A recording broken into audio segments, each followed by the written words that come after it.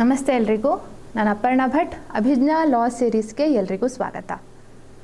ಇವತ್ತಿನ ಈ ಒಂದು ಕ್ಲಾಸಲ್ಲಿ ನಾನು ಯಾವ ವಿಷಯದ ಬಗ್ಗೆ ಹೇಳಲಿಕ್ಕೆ ಇಷ್ಟಪಡ್ತಿದ್ದೇನೆ ಅಂದರೆ, free full length mock test ಹೇಳುವಂಥ ಒಂದು ಟೆಸ್ಟನ್ನು ಕಂಡಕ್ಟ್ ಮಾಡಿದ್ದೆ. ಸೊ ಆ ಲಿಂಕ್ ಏನಿದೆ ಅದು ಈಗಲೂ ಲಭ್ಯ ಇದೆ. ಅದಕ್ಕೆ ಸಂಬಂಧಪಟ್ಟ ಹಾಗೆ ಅದರದ್ದು ಆನ್ಸರ್ಸನ್ನು ನಾನು ಸಾಲ್ವ್ ಮಾಡ್ತಾ ಇರುವಂಥದ್ದು.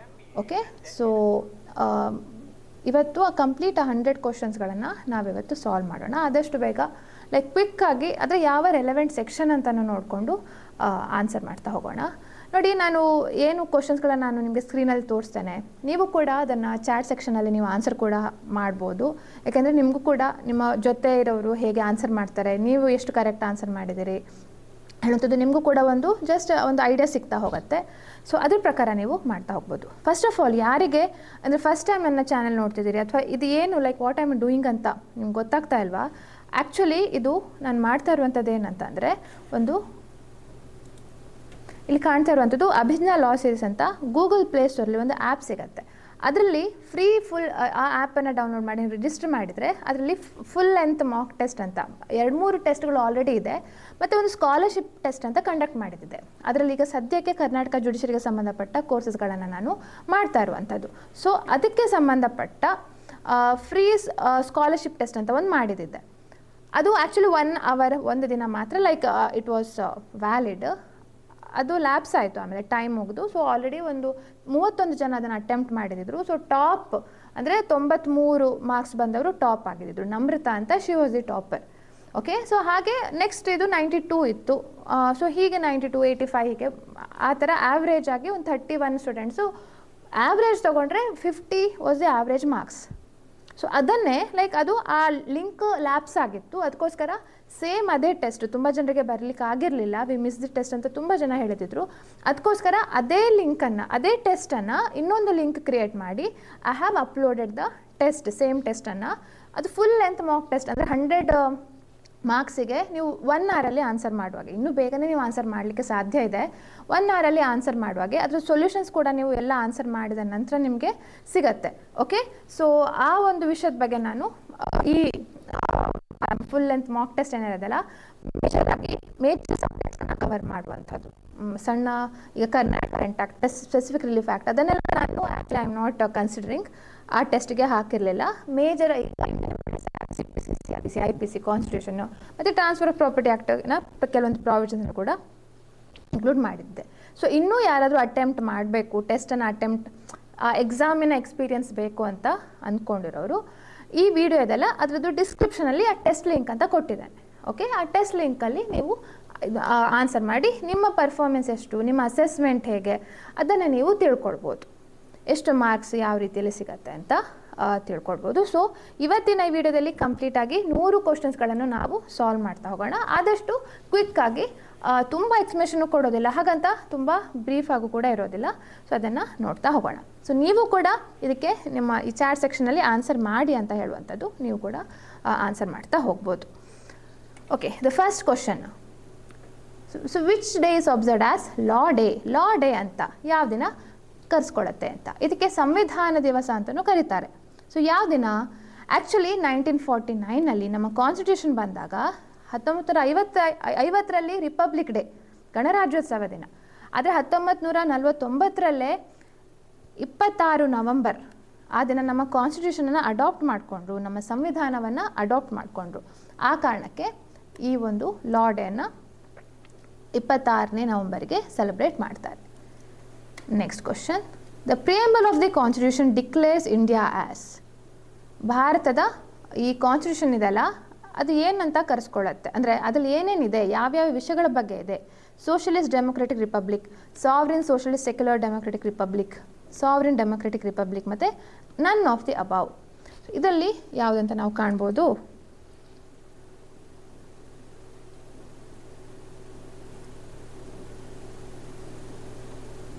S, I hope it's streaming well.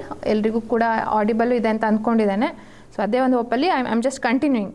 So answer please, if possible, if ನಿಮ್ಗೆ ಅರ್ಥ ಆಗ್ತಾಯಿದ್ರೆ, ಫಾಲೋ ಆಗ್ತಾಯಿದ್ರೆ ಆನ್ಸರ್ ಮಾಡಿ. ಸೊ ಇಂಡಿಯನ್ ಕಾನ್ಸ್ಟಿಟ್ಯೂಷನಲ್ಲಿ ಫಸ್ಟು ಈ ಸೋಷಲಿಸ್ಟ್ ಮತ್ತು ಸೆಕ್ಯುಲರ್ ಅಂತ ಇರಲಿಲ್ಲ. ಆದರೆ later by way of 42nd amendment, ಇಲ್ಲಿ ನಿಮ್ಗೆ ಕಾಣ್ತಿರ್ಬೋದು ಇಲ್ಲಿ ಶಬ್ದಗಳೆಲ್ಲ. ಸೊ ಸೋಷಲಿಸ್ಟ್, ಸೆಕ್ಯುಲರ್, ಡೆಮೊಕ್ರೆಟಿಕ್ ಇದರಲ್ಲಿ ಬರುವಂತಹ ವಿಚಾರಗಳನ್ನು ನಾವು ಕಾಣ್ತೇವೆ. ಸೋಷಲಿಸ್ಟ್ ಇದು ಹೊಸ್ತು, ಸೋಷಲಿಸ್ಟ್ ಸೆಕ್ಯುಲರ್ ಅಂತ ಏನು ಕಾಣ್ತಾ ಇದಲ್ಲ ಅದು ಹೊಸದಾಗಿ ಅಮೆಂಡ್ಮೆಂಟ್ ಮುಖಾಂತರ ಆ್ಯಡ್ ಮಾಡಿರೋದು. ಅದಕ್ಕಿಂತ ಪೂರ್ವದಲ್ಲಿ ಸಾವ್ರಿನ್, ಡೆಮೊಕ್ರೆಟಿಕ್ ಹಾಗೆ ರಿಪಬ್ಲಿಕ್ ಹೇಳುವಂತಹ ಈ 5 ವಿಷಯಗಳು, 5 ಪಾಯಿಂಟ್ಸ್ಗಳನ್ನು ನಾವು ಪ್ರಿಯಂಬಲ್ ಆಫ್ ದಿ ಕಾನ್ಸ್ಟಿಟ್ಯೂಷನಲ್ಲಿ ನಾವು ಕಾಣ್ತೇವೆ. So what is the correct answer? Sovereign, socialist, secular, democratic, republic. Next third question. A person shall be disqualified for being a member of either house of the parliament if he is so disqualified under the dash schedule. ಒಬ್ಬ ವ್ಯಕ್ತಿ MP ಆಗಿ ಅಥವಾ MLA, ಇದ್ರ ಕೇವಲ parliament ಇದೆ, ಆದರೆ actual ಆಗಿ MLA ಆಗಿ ಕೂಡ ಡಿಸ್ಕ್ವಾಲಿಫಿಕೇಷನ್ ಆಗಬಹುದು. ಯಾವ ಕಾರಣಕ್ಕೆ ಅವರು ಡಿಸ್ಕ್ವಾಲಿಫೈ ಆಗ್ತಾರೆ? ಆ ಕಾರಣಗಳು, ಗ್ರೌಂಡ್ಸನ್ನು ಯಾವುದರಲ್ಲಿ ಕೊಟ್ಟಿದ್ದಾರೆ? ಒಂದು ಶೆಡ್ಯೂಲಲ್ಲಿ ಕೊಟ್ಟಿದ್ದಾರೆ. ಭಾರತದ ಕಾನ್ಸ್ಟಿಟ್ಯೂಷನ್ನ ಒಂದು ಸಂವಿಧಾನದಲ್ಲಿ ಕೊಟ್ಟಿದ್ದಾರೆ. That is none other than 10th schedule, 10ನೇ ಶೆಡ್ಯೂಲಲ್ಲಿ ನಾವು ಕಾಣ್ತೇವೆ ಅದನ್ನು. ನೋಡಿ ಇಲ್ಲಿ ಇದ್ರ ಎಕ್ಸ್ಪ್ಲನೇಷನ್ಸ್ ನಿಮಗೆ ಟೆಸ್ಟ್ಗಳನ್ನು ಅಟೆಂಪ್ಟ್ ಮಾಡಿದ್ಮೇಲೆ ಇದೇ ಸೇಮ್ ಎಕ್ಸ್ಪ್ಲನೇಷನ್ಸ್ಗಳು ನಿಮ್ಗೆ ಸಿಗ್ತವೆ. ಇಲ್ಲಿ ನಾನು ಹೇಳುವಂಥದ್ದು ಆರ್ಟಿಕಲ್ 102 ಇದೆ, ಹಾಗೆ ಆರ್ಟಿಕಲ್ 191. ಆರ್ಟಿಕಲ್ 102 ಜನರಲ್ ಆಗಿ ಈ ಥರ ಇದು ಹೇಳುವಂಥದ್ದು, ಪಕ್ಷಾಂತರ ಮಾಡಿದ್ದಕ್ಕೆ ಹೇಗೆ ಡಿಸ್ಕ್ವಾಲಿಫಿಕೇಷನ್ ಆಗುತ್ತೆ ಹೇಳುವಂಥದ್ದು 10th ಶೆಡ್ಯೂಲಲ್ಲಿ. ಡಿಫೆಕ್ಷನ್ ಅಂದರೆ ಪಕ್ಷಾಂತರ, ಅದು 10th ಶೆಡ್ಯೂಲಲ್ಲಿ ಹೇಳ್ತಾರೆ. ಅದರದ್ದು ಇದೆಲ್ಲ ಗ್ರೌಂಡ್ಸ್ ಇಲ್ಲಿದೆ. ಸೊ ಇಲ್ಲಿ ಯಾವ್ಯಾವ ಇದು ಮುಂಚೆ ಇರಲಿಲ್ಲ, 10th ಶೆಡ್ಯೂಲ್ ಎಲ್ಲ ಇರಲಿಲ್ಲ, ಮುಂಚೆ 8th ಶೆಡ್ಯೂಲ್ ಮಾತ್ರ ಇತ್ತು ಕಾನ್ಸ್ಟಿಟ್ಯೂಷನ್ ಫ್ರೇಮ್ ಆಗುವಾಗ. ಆದರೆ ಆಮೇಲೆ ಹೊಸದಾಗಿ ಒಂದು ಶೆಡ್ಯೂಲ್ಸ್ಗಳನ್ನು ಆ್ಯಡ್ ಮಾಡ್ತಾ ಹೋದರು. ಸೊ ಇದು by way of 52nd amendment ಇದನ್ನು ಆ್ಯಡ್ ಮಾಡಿದ್ದಾರೆ. ಇಲ್ಲದ್ರೆ ಮೊದಲೇ ಆರ್ಟಿಕಲ್ 102 ಹಾಗೆ ಆರ್ಟಿಕಲ್ 191 ಇದು MP ಗಳಿಗಾದರೆ, ಮೆಂಬರ್ಸ್ ಆಫ್ ದಿ ಪಾರ್ಲಿಮೆಂಟ್ ಆದರೆ, 191 ಮೆಂಬರ್ಸ್ ಆಫ್ ದಿ ಲೆಜಿಸ್ಲೇಟಿವ್ ಅಸೆಂಬ್ಲಿಗಳಿಗೆ, ಅವರಿಗೆ ಡಿಸ್ಕ್ವಾಲಿಫಿಕೇಷನ್ ಯಾವ್ಯಾವ ಗ್ರೌಂಡ್ಸ್ ಮೇಲೆ ಆಗ್ತಿತ್ತು ಅಂತ ಹೇಳ್ತಿತ್ತು. By way of adding new schedule, by way of adding 10th schedule to the constitution, ಪಕ್ಷಾಂತರ ಡಿಫೆಕ್ಷನ್ ಮಾಡಿದ್ರು ಸಹ ಹೇಗೆ ಯಾವ ರೀತಿಯಲ್ಲಿ ಅದು ಡಿಸ್ಕ್ವಾಲಿಫೈ ಆಗತ್ತೆ ಹೇಳುವಂಥದ್ದು. ಸೊ ಅದರಲ್ಲಿ ನಾವು ಕಾಣ್ತೇವೆ ವಾಲಂಟರಿಲಿ ಗಿವಿಂಗ್ ಅಪ್ ಮೆಂಬರ್ಶಿಪ್ ಅಥವಾ ನಾಮಿನೇಟೆಡ್ ಇಂಡಿಪೆಂಡೆಂಟ್ ಮೆಂಬರ್ಸ್ ಅವ್ರು ಯಾವ ರೀತಿಯಲ್ಲಿ ನಡ್ಕೊಂಡ್ರೆ ಡಿಫೆಕ್ಷನ್ ಆಗುತ್ತೆ, ಪೊಲಿಟಿಕಲ್ ಪಾರ್ಟಿಯಿಂದ ಹೇಗೆ ಎಕ್ಸ್ಪಲ್ಷನ್ ಆದರೆ ಡಿಫೆಕ್ಷನ್ ಆಗುತ್ತೆ ಹೇಳುವಂಥದ್ದೆಲ್ಲವೂ ಕೂಡ ಕಾಣ್ತೇವೆ. So the answer is 10th schedule here, 10ನೇ ಶೆಡ್ಯೂಲ್ ಅಂತ ನಾವು ಕಾಣ್ಬೋದು. Yes Sujatha, Gajendra, okay fine. Next article 30 of the constitution of India applies to. Article 30 ಯಾವುದ್ರ ಬಗ್ಗೆ ಹೇಳುವಂಥದ್ದು? ನಾವು ಕಲ್ಚರಲ್ ಆ್ಯಂಡ್ ಎಜುಕೇಷನಲ್ ರೈಟ್ಸ್ ಅಂತ ನಾವು ಓದ್ಕೊಂಡು ಬಂದಿದ್ದೇವೆ ಚಿಕ್ಕವ್ರು ಇರಬೇಕಿದ್ರಿಂದ. ಸೊ ಕೇವಲ ಮೈನಾರಿಟಿಗಳಿಗ, ನಾನ್ ಮೈನಾರಿಟಿಗಳಿಗ, ಅಥವಾ ಮೈನಾರಿಟಿ ವೆದರ್ ಈಗ ರಿಲಿಜಿಯಸ್ ಮೈನಾರಿಟೀಸ್ಗಳು, ಲಿಂಗ್ವಿಸ್ಟಿಕ್ ಮೈನಾರಿಟೀಸ್ಗಳಂತ ಇವೆ. ಭಾಷೆ ಆಧಾರದ ಮೇಲೆ ಮೈನಾರಿಟೀಸ್ಗಳಂತ ಹೇಳುವಂಥದ್ದು, ರಿಲಿಜನ್ ಧರ್ಮದ ಆಧಾರದ ಮೇಲೆ ಮೈನಾರಿಟೀಸ್ಗಳಂತ ಹೇಳುವಂಥದ್ದು. ಸೊ ಕೇವಲ ಆ ಒಂದು ಕ್ರೈಟೀರಿಯಾ ಇಲ್ಲದೆ ಎಲ್ಲ ಮೈನಾರಿಟೀಸ್ಗಳಿಗೂ ಆರ್ಟಿಕಲ್ 30 ಅಪ್ಲೈ ಆಗತ್ತಾ ಅಂತ ನಾವು ನೋಡ್ಲಿಕ್ಕೆ ಹೋದರೆ, ಆರ್ಟಿಕಲ್ 30 ಏನು ಹೇಳುತ್ತೆ? ಯಾವುದೇ ಮೈನಾರಿಟೀಸ್ ಇರಲಿ, ಅದು ಕೇವಲ ರಿಲಿಜಿಯಸ್ ಮತ್ತು ಲಿಂಗ್ವಿಸ್ಟಿಕ್ಗೆ ಸೀಮಿತ ಅಲ್ಲದೆ ಎಲ್ಲ ರೀತಿಯ ಮೈನಾರಿಟೀಸ್ಗಳಿಗೂ they have the right to establish and administer, ಒಂದು ಎಜುಕೇಷನ್ ಇನ್ಸ್ಟಿಟ್ಯೂಷನ್ನ ಎಸ್ಟಾಬ್ಲಿಷ್ ಮಾಡ್ಬೋದು, ಹಾಗೆ ಅದನ್ನು ನಿರ್ವಹಿಸಿಕೊಂಡು ಹೋಗುವಂತಹ ಎಲ್ಲ ರೀತಿಯ ಮೂಲಭೂತ ಹಕ್ಕು ಆರ್ಟಿಕಲ್ 30ಯಲ್ಲಿ ನಾವು ಕಾಣ್ತೇವೆ. ಹಾಗೆ ಇನ್ನೂ ಹಲವಾರು ರೀತಿಯ ಬೇರೆ ಬೇರೆ ಕಾರಣಗಳನ್ನು ನಾವು ನೋಡ್ಬೋದು. ಸೊ ಆರ್ಟಿಕಲ್ 30 ಇದರಲ್ಲಿ ನಾವು ಕಾಣ್ತೇವೆ. So all minorities whether based on religion or language. ಆಯಿತಾ? Next directive principles of state policy. Directive principles of state policy are included in which part of the Indian constitution? ಇದು ತುಂಬ common ಆಗಿ ಬರುವಂಥ ಕ್ವಶನ್ಸ್ಗಳು, ಯಾವಾಗಲೂ ನೀವು ಕಾಣ್ತಿರ್ತೀರಿ. ಡೈರೆಕ್ಟಿವ್ ಪ್ರಿನ್ಸಿಪಲ್ಸ್ ಯಾವ ಕ್ವಶನಲ್ಲಿ ಬರುತ್ತೆ, ಯಾವ ಪೋರ್ಷನಲ್ಲಿ ಬರುತ್ತೆ? ಫಂಡಮೆಂಟಲ್ ರೈಟ್ಸ್ ಪಾರ್ಟ್ 3 ಆದರೆ ಡೈರೆಕ್ಟಿವ್ ಪ್ರಿನ್ಸಿಪಲ್ಸ್ ಪಾರ್ಟ್ 4ಅಲ್ಲಿ ಬರುತ್ತೆ. ಹಾಗೆ ಫಂಡಮೆಂಟಲ್ ಡ್ಯೂಟೀಸ್ ಅಂತ ಇದೆ. ನಾವು ಮೂಲಭೂತ ಹಕ್ಕುಗಳಂತ ಹೇಳೋಕ್ಕಿಂತ ಮುಂಚೆ ನಾವು ಸಾರ್ವಜನಿಕರಾಗಿ ಮೂಲಭೂತ ಕರ್ತವ್ಯಗಳು ಅಂತ ಇರ್ತವೆ, ಫಂಡಮೆಂಟಲ್ ಡ್ಯೂಟೀಸ್. ಅದು ಕೂಡ ಕಾನ್ಸ್ಟಿಟ್ಯೂಷನಲ್ಲಿ ಮೊದಲು ಇರಲಿಲ್ಲ. ಓಕೆ, ಸೊ ಏನು ಇದನ್ನು ಹಾಳು ಮಾಡಬಾರ್ದು, ರಕ್ಷಣೆ ಮಾಡಬೇಕು, ಯಾವುದನ್ನು ಎನ್ವೈರ್ಮೆಂಟನ್ನು ರಕ್ಷಣೆ ಮಾಡಬೇಕು, ಅಥವಾ ದೇಶಕ್ಕೆ ಸಂಬಂಧಪಟ್ಟ ಹಾಗೆ ಯಾವತ್ತು ಮಿಲಿಟ್ರಿ ಆ ರೀತಿಯ ಇದಿರುತ್ತೆ. ಸೊ ಹಲವಾರು ರೀತಿಯ ಫಂಡಮೆಂಟಲ್ ಡ್ಯೂಟೀಸ್ಗಳು ಕೂಡ ಇವೆ. ಆದರೆ ಡೈರೆಕ್ಟಿವ್ ಅದು ಪಾರ್ಟ್ 4A ಅಲ್ಲಿ ಬರುತ್ತೆ. ಹೊಸದಾಗಿ ಆ್ಯಡ್ ಆಗಿದ್ದು. ಇದು ಪಾರ್ಟ್ 4 ಬರುತ್ತೆ. ಪಾರ್ಟ್ 4 ಬರುತ್ತೆ. Okay, next one, estoppel has been define under. Estoppel ಯಾವ ಇದರಲ್ಲಿ ಡಿಫೈನ್ ಆಗಿರುವಂಥದ್ದು? ಎಸ್ಟಾಪಲ್ ಹೇಳೋ ನಾವು ಕಾಣುವಂಥದ್ದು ಎವಿಡೆನ್ಸ್ ಆ್ಯಕ್ಟಲ್ಲಿ ಬರುವಂಥದ್ದು.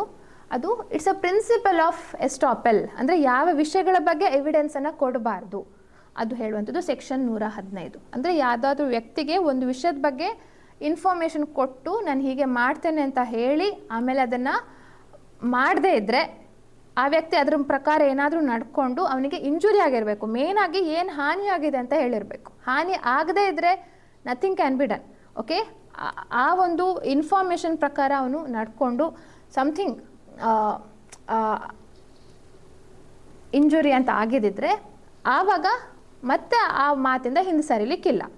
ಇದು ಪ್ರಿನ್ಸಿಪಲ್ ಆಫ್ ಎಸ್ಟಾಪಲ್. ಸೊ ಅಂಥ ವಿಷಯಗಳ ಬಗ್ಗೆ ಎವಿಡೆನ್ಸನ್ನು ನೀಡಬಾರ್ದು ಹೇಳುವಂಥದ್ದೇ ಸೆಕ್ಷನ್ 115 ಹೇಳ್ತಾರೆ. 116, 117 ಕೂಡ ಈ ಟೆನೆಂಟ್ಸ್, ಲ್ಯಾಂಡ್ ಲಾರ್ಡ್ಸ್ ಅವರಿಗೆ ಸಂಬಂಧಪಟ್ಟ ಎಸ್ಟಾಪಲ್ ಬರುವಂಥದ್ದು. ಆದರೆ ಮೇನ್ ಪ್ರಿನ್ಸಿಪಲ್ ಸೆಕ್ಷನ್ 115 ಎವಿಡೆನ್ಸ್ ಆ್ಯಕ್ಟಲ್ಲಿ ಬರುವಂಥದ್ದು. Next, within the meaning of section 51 of the TP act, the transferee is not entitled to value of improvements, is entitled to value of improvements, has conditional entitlement to value of improvements, and D none of the above. 51 of transfer of property act. ಈಗ ಯಾವುದೋ ಒಂದು ವ್ಯಕ್ತಿ ಇರ್ತಾನೆ, ಅವನಿಗೆ ತಪ್ಪು ಕಲ್ಪನೆಯಲ್ಲಿ he thinks that he is the owner of the property. ಅವನಿಗೆ ಏನೋ ತಪ್ಪು ಕಲ್ಪನೆ ಆಗಿ I am the bona fide owner of this property ಅಂತ ತಿಳ್ಕೊಂಡು ಅವನು ಬಹಳ ಇಂಪ್ರೂವ್ಮೆಂಟು ಆ ಪ್ರಾಪರ್ಟಿಲಿ ಮಾಡಿರ್ತಾನೆ. ಸೊ ಹಾಗೆ ಇರುವಾಗ ನಿಜವಾದ ಓನರ್ ಬಂದ್ಕೊಂಡು ಅವನನ್ನು ಹೊರಗೆ ಹಾಕಿದರೆ ಅಟ್ಲೀಸ್ಟ್ ಆ ಇಂಪ್ರೂವ್ಮೆಂಟ್ ಏನು ಮಾಡಿರ್ತಾನೆ, ಆ ಇಂಪ್ರೂವ್ಮೆಂಟ್ ಮಾಡಿರುವಂತಹ ಆ ವ್ಯಾಲ್ಯೂ ಅದನ್ನು ಅವನು ಕ್ಲೇಮ್ ಮಾಡ್ಬೋದು ಅಂತ ಹೇಳುವಂಥದ್ದು section 51. Okay, so bona fide holders who are under defective title ಸರಿಯಾಗಿಲ್ಲ ಅವರಿಗೆ. ಓಕೆ, ಯಾವುದೋ ಒಂದು ಸರಿಯಾದ ಸೇಲ್ ಡೀಡಲ್ಲಿ ತೊಗೊಳ್ಳಿಲ್ಲ, ಅಥವಾ ಯಾರೋ ಸರಿಯಾದ ಸೆಲ್ಲರು ಅವರಿಗೆ ಸರಿಯಾದ ಟೈಟಲ್ ಇರಲಿಲ್ಲ, ಹಾಗಾಗಿ ಇವರಿಗೂ ಟೈಟಲ್ ಬರಲಿಲ್ಲ. ಈ ಎಲ್ಲ ಕಾರಣಗಳಿಗೆ ನೋಡುವಂಥದ್ದು. ಅದಕ್ಕೋಸ್ಕರ ಆನ್ಸರ್ ಏನಾಗುತ್ತೆ ಅಂದರೆ he is entitled to value of improvements. ಅವನಿಗೆ ಇಂಪ್ರೂವ್ಮೆಂಟ್ಸ್ಗಳು, ಒಂದು ನಿಮಿಷ, yes, B is the correct answer. Is entitled to the value of improvements. 8th question, transfer of property pending suit thereto. The transfer shall be void, affected, subject to the decree or order of the court, illegal ಮತ್ತು infructuous. ಇದು ಯಾವುದು? This is a very famous topic section 52 ಬರುವಂಥದ್ದು. Okay, section 52 ಯಾವುದಲ್ಲಿ? Transfer of property ಆ್ಯಕ್ಟಲ್ಲಿ lis pendens ಹೇಳುವಂಥ doctrine. ಈ ಲಿಸ್ ಪೆಂಡೆನ್ಸ್ ಏನು ಹೇಳುತ್ತೆ? ಲಿಸ್ ಪೆಂಡೆನ್ಸ್ ಹೇಳುವಂಥದ್ದು ಒಂದು ವೇಳೆ ಲಿಟಿಗೇಷನ್ ಇದ್ದರೆ, if there is a pendency of the litigation, ಅಂಥ ಸಂದರ್ಭದಲ್ಲಿ ಒಬ್ಬ ವ್ಯಕ್ತಿ ಆ್ಯಕ್ಚುಲಿ ಟ್ರಾನ್ಸ್ಫರ್ ಮಾಡಬಾರ್ದು, ಆಯಿತಾ? ಒಂದು ವೇಳೆ ಟ್ರಾನ್ಸ್ಫರ್ ಮಾಡಿದರೆ, ಯಾವುದಾದ್ರೂ ಪಾರ್ಟಿಗಳು ಆ ಪ್ರಾಪರ್ಟಿನ ಟ್ರಾನ್ಸ್ಫರ್ ಮಾಡಿದರೆ, ಆ ಟ್ರಾನ್ಸ್ಫರಿ ಅಂತ ಯಾರಿರ್ತಾನೆ, he is bound by the order of the court. ಯಾಕೆಂದರೆ ಯಾರೇ ಆ ಟ್ರಾನ್ಸ್ಫರ್ ವಾಯ್ಡ್ ಅಂತ ಆಗೋದಿಲ್ಲ. ತುಂಬ ಜನ ತಪ್ಪು ಮಾಡುವಂಥದ್ದೇನು, ಟ್ರಾನ್ಸ್ಫರ್ ವಾಯ್ಡ್ ಆಗತ್ತೆ ಅಂತ ಹೇಳಿಬಿಡ್ತಾರೆ. ನೋ, ಇವನು whatever be the outcome, decree ಏನಾಗತ್ತೆ ಈ ಲಿಟಿಗೇಷನಲ್ಲಿ, ಅದರ ಪ್ರಕಾರ ಅವನು ಬದ್ಧನಾಗಿರಬೇಕು ಅಂತ ಹೇಳುವಂಥದ್ದು section 52 of transfer of property act. So the transfer shall be affected subject to the decree or order of the court. Transfer ಒಂದೇ ಸಲ ವಾರ್ಡ್ ಆಗೋದಿಲ್ಲ. ಯಾವ ಪಾರ್ಟಿ ಟ್ರಾನ್ಸ್ಫರ್ ಮಾಡಿರ್ತಾನೆ ಅವನ ಪರವಾಗಿ ಡಿಸಿಷನ್ ಆದರೆ ಟ್ರಾನ್ಸ್ಫರ್ ಇಸ್ ವ್ಯಾಲಿಡ್. ಯಾವ ಪಾರ್ಟಿ ಟ್ರಾನ್ಸ್ಫರ್ ಮಾಡಿರ್ತಾನೆ ಅವನ ವಿರುದ್ಧವಾಗಿ ಡಿಸಿಷನ್ ಆದರೆ transfer becomes void. Okay, so that's what we can find under section 52 of TP Act. Next, a person abates the doing of a thing by instigating any person, engages in any conspiracy, C, intentionally aiding, and D, all of the above. Abetment ಹೇಳುವಂಥದ್ದು it is a ಇನ್ಕೋಯೆಟ್ offence. ಇನ್ಕೋಯೆಟ್ ಅಂದರೆ ಅಪೂರ್ಣವಾದ offence ಅಂತ ಹೇಳ್ತಾರೆ. Section 107 ನಾವು ಈ ಒಂದು ಇನ್ಕೋಯೆಟ್ ಒಫೆನ್ಸನ್ನು ಕಾಣ್ತೇವೆ. So ನಾನು ಇಲ್ಲಿ ಸೈಮಲ್ಟೇನಿಯಸ್ಲಿ ಎಕ್ಸ್ಪ್ಲನೇಷನ್ನು ಕೊಡ್ತಾ ಇರುವಂಥದ್ದು. ಕ್ವಶನ್ ಇರುತ್ತೆ, ಅದರ ಎಕ್ಸ್ಪ್ಲನೇಷನ್ನು ಲೈಕ್ ನಿಮ್ಗೆ ಹೊಸದಾಗಿ ನೋಡ್ತಾ ಇದ್ರೆ ಲೈಕ್ ವಾಟ್ ಈಸ್ ದಿಸ್ ಅಂತ ಅನಿಸಿದರೆ ಇದೇ ಸೇಮ್ ನಿಮ್ಮ ಏನು ಟೆಸ್ಟಲ್ಲಿ ಸೊಲ್ಯೂಷನ್ಸ್ಗಳು ಬರ್ತಾವಲ್ಲ ಅದೇ ರೀತಿ ಲೈಕ್ ಸಿಮಿಲರ್ ಸೊಲ್ಯೂಷನ್ಸ್ಗಳನ್ನು ಕೊಡ್ತಾ it would be easy to explain. ಅದಕ್ಕೋಸ್ಕರ we have done this arrangement. So IPCಯಲ್ಲಿ ಅಬೇಟ್ಮೆಂಟ್ ಹೇಳುವಂಥದ್ದು ಪ್ರಚೋದನೆ ನೀಡುವಂಥದ್ದು ಅಂತ ಹೇಳುವಂಥದ್ದು 3 ರೀತಿಯಲ್ಲಾಗತ್ತೆ. Abetment by instigation, abetment by conspiracy ಮತ್ತು abetment by aid. Criminal conspiracy ಹೇಳುವಂಥದ್ದು ಇನ್ನೊಂದು 120A ಬರುತ್ತೆ. ದ್ಯಾಟ್ ಈಸ್ ಅದಕ್ಕೆ ಕೇವಲ ಅಗ್ರಿಮೆಂಟ್ ಇದ್ದರೆ ಸಾಕು, ಇಬ್ಬರು ವ್ಯಕ್ತಿಗಳ ಮಧ್ಯೆ ಅಗ್ರಿಮೆಂಟ್ ಇದ್ದರೆ ಕ್ರಿಮಿನಲ್ ಕಾನ್ಸ್ಪಿರಸಿ ಅಂತ ಆಗುತ್ತೆ. ಆದರೆ ಇದು ಅಬೇಟ್ಮೆಂಟ್ ಮುಖಾಂತರ, ಕಾನ್ಸ್ಪಿರಸಿ ಮುಖಾಂತರ ಅಬೇಟ್ ಮಾಡ್ತಾ ಇರುವಂಥದ್ದು ಹೇಳುವಂಥದ್ದು. ಇದು ಯಾವ ಆ್ಯಕ್ಟ್ಗೆ ಅಬೇಟ್ಮೆಂಟ್ ಮಾಡ್ತಿರ್ತಾರೆ ಆ ಆ್ಯಕ್ಟ್ ಕಂಪ್ಲೀಟ್ ಆಗಬೇಕು. ಆದರೆ ಕ್ರಿಮಿನಲ್ ಕಾನ್ಸ್ಪಿರಸಿಗೆ ಬಂದಾಗ ಕೇವಲ ನೀವು ಅಗ್ರಿಮೆಂಟ್ ಮಾಡಿಕೊಂಡ್ರೆ ಸಾಕು, ನಾನು ಯಾವುದೋ ಒಂದು ಒಬ್ಬ ವ್ಯಕ್ತಿನ ಸಾಯಿಸ್ತೇನೆ ಅಂತ ಹೇಳಿ ಕೇವಲ ಅಗ್ರಿಮೆಂಟ್ ಮಾಡಿಕೊಂಡ್ರೆ ಅದು ಒಳಸಂಚು ಅಂತ ಆಗತ್ತೆ. ಓಕೆ, ಆ ವ್ಯಕ್ತಿ ಸಾಯಬೇಕಂತ ಇಲ್ಲ, ಸಾಯಿಸ್ಲಿಕ್ಕೆ ಪ್ರಯತ್ನ ಪಡಬೇಕಂತನೂ ಇಲ್ಲ. ಸೊ ಹಾಗೆ ಸಣ್ಣ ತುಂಬ ಸೂಕ್ಷ್ಮವಾದ ಡಿಫ್ರೆನ್ಸಸ್ಗಳು ಈ IPC ಆಫೀಸಸ್ಗಳಲ್ಲಿ ಇರ್ತವೆ. ಸೊ ಯಾವುದು ಆ ಇಂಗ್ರೀಡಿಯೆಂಟ್ ಏನು ಅಂತ ಹೇಳಿ ನಾವು ಸರಿಯಾಗಿ ಎಕ್ಸಾಮ್ ಬರೆಯೋರು ಸರಿಯಾಗಿ ಅದನ್ನು ತಿಳ್ಕೊಂಡ್ರೆ ಯಾವ ರೀತಿಯ ಕನ್ಫ್ಯೂಷನ್ ಕೂಡ ಇರುವಂಥದ್ದಲ್ಲ. Okay, so here all of the above is the correct answer. The person abates the doing of thing. Next one, use of violence by a member of an assembly of 5 or more persons in furtherance of common object will constitute. ಒಂದು ವೇಳೆ in furtherance of common object ಅಂತ ಬಂದರೆ ಅದು unlawful ಅಸೆಂಬ್ಲಿನೇ ಹೆಚ್ಚಾಗಿ. ಆದರೆ unlawful, of course ಇದು unlawful assembly, ಆದರೆ ಅನ್ಲಾಫುಲ್ ಅಸೆಂಬ್ಲಿ ಜೊತೆ ವೈಲೆನ್ಸ್ ಬಂದಾಗ ದೆನ್ ಇಟ್ ಬಿಕಮ್ಸ್ ರಯಟಿಂಗ್ ಅಂತ ಹೇಳುವಂಥ ಒಂದು ಒಫೆನ್ಸ್ ಆಗತ್ತೆ. ರಯಟಿಂಗ್ ಅಂತ ನಾವು ಕಾಣ್ಬೋದು ಸೆಕ್ಷನ್ 146ರಲ್ಲಿ. So whenever force or violence, ಯಾವಾಗ ಫೋರ್ಸ್ ಅಥವಾ ವೈಲೆನ್ಸ್ ಯೂಸ್ ಮಾಡ್ತಾರೆ by unlawful assembly or by any member thereof in prosecution of a common object. ಇದು ಬಹಳ ಮುಖ್ಯ, ಯಾಕೆಂದರೆ ಸೆಕ್ಷನ್ 34ರಲ್ಲಿ in furtherance of common intention ಅಂತ ಬರುತ್ತೆ. ಆ ಶಬ್ದಗಳ ಜೋಡಣೆ ನೋಡ್ಕೊಳ್ಳಿ, in furtherance of common intention. ಆದರೆ ಇಲ್ಲಿ 146ಅಲ್ಲಿ in prosecution of common object ಹೇಳುವಂಥದ್ದು ನಾವು ನೋಡಿದ್ರೆ ಸಾಕು, ಆಯಿತಾ. ಅಂಥದ್ದಲ್ಲಿ ಪ್ರತಿಯೊಬ್ಬ ವ್ಯಕ್ತಿಯೂ ಸಹ he becomes liable. So the doctrine of joint liability ಅಥವಾ ಕನ್ಸ್ಟ್ರಕ್ಟಿವ್ ಲಯಬಿಲಿಟಿ ಇಲ್ಲಿ ನಾವು ಕಾಣ್ತೇವೆ.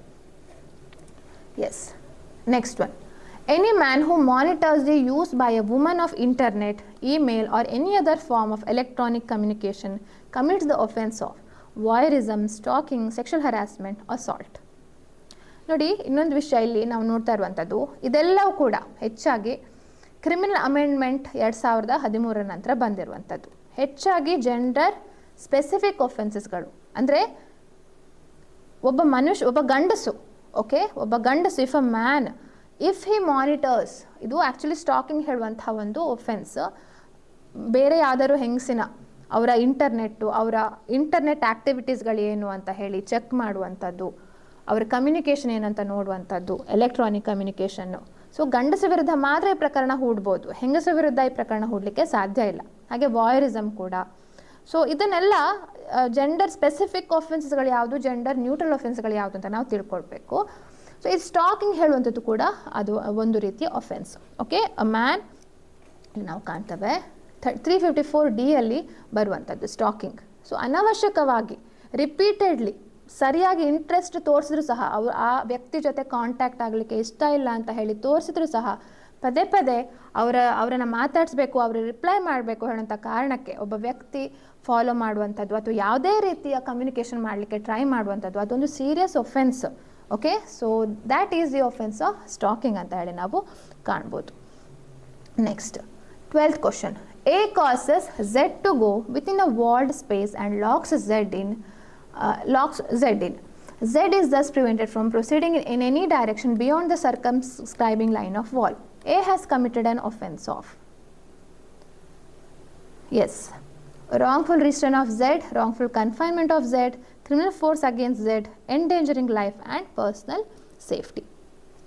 ಇಲ್ಲೇನಾಗತ್ತೆ ನೋಡಿ, ಆ್ಯಕ್ಚುಲಿ ಬರುವಂಥದ್ದು ಇಲ್ಲಿ ರಾಂಗ್ಫುಲ್ ರಿಸ್ಟ್ರೆಂಟ್, ರಾಂಗ್ಫುಲ್ ಕನ್ಫೈನ್ಮೆಂಟ್ ಅಂತ ಒಂದು question. Wrongful confinement is one of the form of wrongful restraint.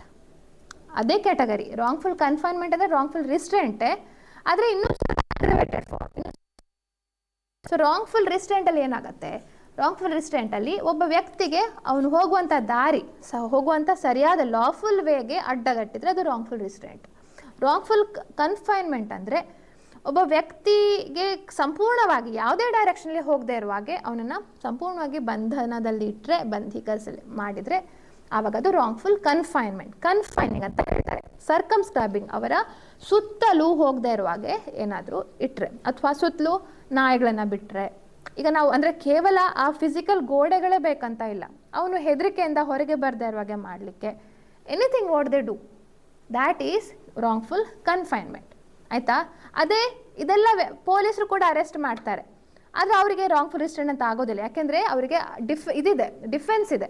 General exceptions ಅಂತ ನಾವು ನೋಡ್ತೇವೆ.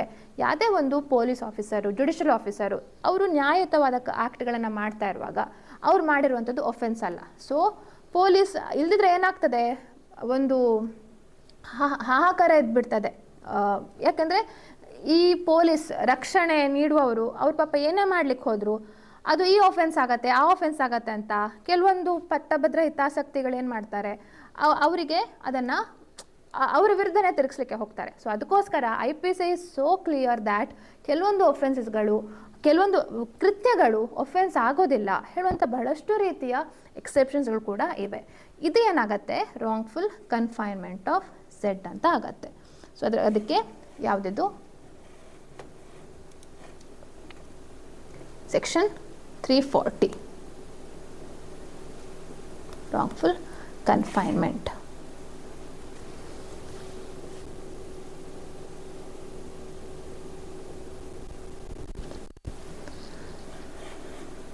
Next one, sexual harassment of women is defined under IPC. So ಇದು ಕೂಡ 2013 ನಂತರ ಆ್ಯಡ್ ಆಗಿದ್ದು. Section 354, section 354A, section 354B, section 509. Sexual harassment ಏನು ಹೇಳಿ, 354A ಅಲ್ಲಿ ಈ ಥರ ಯಾವುದಾದ್ರೂ ಒಂದು ಹೆಂಗಸಿನ ವಿರುದ್ಧ ಏನಾದರೂ ಸುಮ್ಮನೆ ಅನಾವಶ್ಯಕ ಸೆಕ್ಷುವಲಿ ಕಲರ್ಡ್ ರಿಮಾರ್ಕ್ಸ್ ಮಾಡಿದರೆ, ಅಥವಾ ಅವರಿಗೆ ಪೋರ್ನೋಗ್ರಫಿ ತೋರಿಸಿದ್ರೆ, ಅಥವಾ ಸೆಕ್ಷುವಲ್ ಫೇವರ್ಗೆ ಡಿಮಾಂಡ್ ಅಥವಾ ರಿಕ್ವೆಸ್ಟ್ ಮಾಡಿದರೆ, ಅದು ಯಾವುದೇ ರೀತಿ ಇರಲಿ, ಪ್ರತ್ಯಕ್ಷವಿರಲಿ ಅಥವಾ ಇಂಡೈರೆಕ್ಟ್, ಯಾವುದೇ ರೀತಿಯಲ್ಲಿ ಮಾಡಿದ್ರು ಸಹ ಇಟ್ ಬಿಕಮ್ ಸೆಕ್ಷುವಲ್ ಹರಾಸ್ಮೆಂಟ್. ಅಥವಾ ಫಿಸಿಕಲ್ ಕಾಂಟ್ಯಾಕ್ಟ್. ಆಯಿತಾ? ಇದು ಕೂಡ ಜನರಲ್ ಸ್ಪೆಸಿಫಿಕ್, ಜೆಂಡರ್ ನ್ಯೂಟ್ರಲ್ ಅಲ್ಲ. ಅ ಮ್ಯಾನ್ ಅಂದರೆ ಕೇವಲ ಒಬ್ಬ ಗಂಡಸಿಗೆ ಮಾತ್ರ ಇದು ಅಪ್ಲೈ ಆಗುತ್ತೆ. Okay, so here it is nothing but section 354A ಅಂತ ನಾವು ಕಾಣ್ಬೋದು. Next, the word injury under Indian penal code. Injury ಅಂದರೆ ಯಾವುದ್ಯಾವುದು, ಯಾವುದಕ್ಕೆ ಇಂಜುರಿ ಆಗ್ಬೋದು ಅಂತ ಹೇಳಿ, only physical injury, only physical and mental, only harm to body and property, harm to body, mind, reputation or property. So injury ಹೇಳುವಂಥದ್ದು section 44ಅಲ್ಲಿ ಬರುತ್ತೆ IPCಯಲ್ಲಿ. ಸೊ ಯಾವುದೇ ಒಂದು ವ್ಯಕ್ತಿಯ ಬಾಡಿಗೆ, ಮನಸ್ಸಿಗೆ, ಅವನ ರೆಪ್ಯುಟೇಷನ್ಗೆ, ಪ್ರಾಪರ್ಟಿಗೆ ಹಾಳು ಮಾಡಿದರೆ ಇಂಜುರಿ ಅಂತ ಆಗತ್ತೆ. ಸೊ ಇದು ಯಾಕೆ ಇಂಜುರಿ ಅಂತ ಆದರೆ, ಯಾವುದೇ ಒಂದು ಕೃತ್ಯ ಮಾಡುವಾಗ ಎರಡು ರೀತಿಯ ವಿಷಯಗಳು ಇರಲೇಬೇಕು. ಒಂದು ಆಕ್ಟಸ್ ರಿಯಸ್, ಒಂದು ಕೃತ್ಯ, ಇನ್ನೊಂದು ಮೆನ್ಸ್ರಿ, ಅವರಿಗೆ ಮಾಡೋ ಉದ್ದೇಶ ಇತ್ತಾ ಅಂತ. ಸೊ ಅದಕ್ಕೋಸ್ಕರ ಎಷ್ಟೋ ಸಲ ಆಕ್ಸಿಡೆಂಟ್ಸ್ಗಳಾಗ್ತವೆ, ಗೊತ್ತಿಲ್ಲದೆ ಆಗ್ತವೆ. ಅದಕ್ಕೆ ಪನಿಷ್ಮೆಂಟ್ ಕೆಲವೊಂದು ಸಲ ಇರೋದಿಲ್ಲ, ಅಥವಾ ಸಿವಿಯರ್ ಪನಿಷ್ಮೆಂಟ್ ಇರೋದಿಲ್ಲ. ಯಾವ ಕಾರಣಕ್ಕೆ? ಬಿಕಾಸ್ ಮೆನ್ಸ್ರಿಯ ಇರೋದಿಲ್ಲ ಅಂತ ಹೇಳುವಂಥ ಕಾರಣಕ್ಕೆ. Okay, so harm to body, mind, reputation or property. Next one, 15th. S,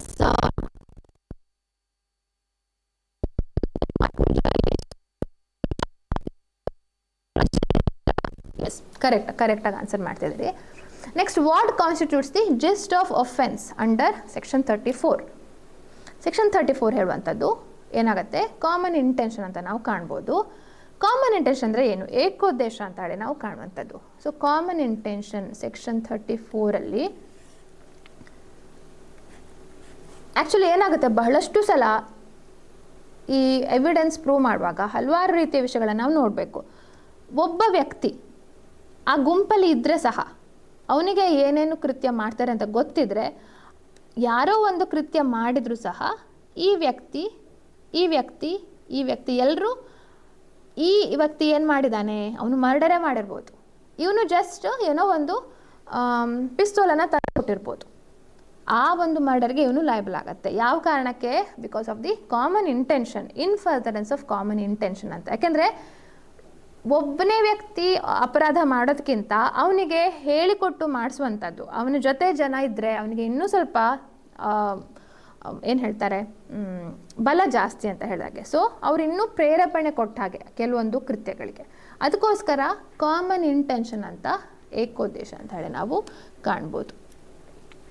ಆದರೆ ಸೇಮ್ ಇಂಟೆನ್ಷನ್, ಸಿಮಿಲರ್ ಇಂಟೆನ್ಷನ್ ಒಂದೇ ಅಲ್ಲ.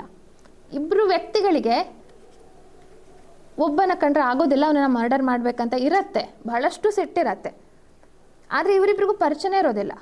ಒಂದು ವೇಳೆ ನಡ್ಕೊಂಡು ಬರುವಾಗ ಇಬ್ಬರು ಅವನಿಗೆ ಹೊಡಿತಾರೆ. ಆದರೆ ಅವರಿಗೆ ಕಾಮನ್ ಇಂಟೆನ್ಷನ್ ಇರೋದಿಲ್ಲ, ಒಬ್ರಿಗೊಬ್ರು ಪರಿಚಿತರಾಗಿ ಅವರು ಕಾಮನ್ ಇಂಟೆನ್ಷನ್ ಮಾಡ್ಕೊಂಡಿರ್ಲಿಕ್ಕಿಲ್ಲ. Okay, so that is same intention, similar intention. ಇನ್ನು ಕಾಮನ್ ಆಬ್ಜೆಕ್ಟು ಸೆಕ್ಷನ್ 149 ಬರುವಂಥದ್ದು ಅನ್ಲಾಫುಲ್ ಅಸೆಂಬ್ಲಿಗೆ. ಸೊ ಇದು ಡಿಫ್ರೆಂಟ್ ಇದಂತ ನಾವು ಕಾಣ್ಬೋದು. Next, which of the following is false of section 34 and section 149 of Indian penal code. ನೋಡಿ, ಇದು ಬಹಳ ಸಲ ಕೇಳ್ತಾರೆ, ನಿಮಗೆ ಇದರಲ್ಲೂ ಸಹ ಕೇಳ್ಬೋದು. ಸೆಕ್ಷನ್ 34 ಡಿಫ್ರೆನ್ಸ್ ಏನು ಅಂತ ಕೂಡ ಕೇಳ್ಬೋದು. ಓಕೆ,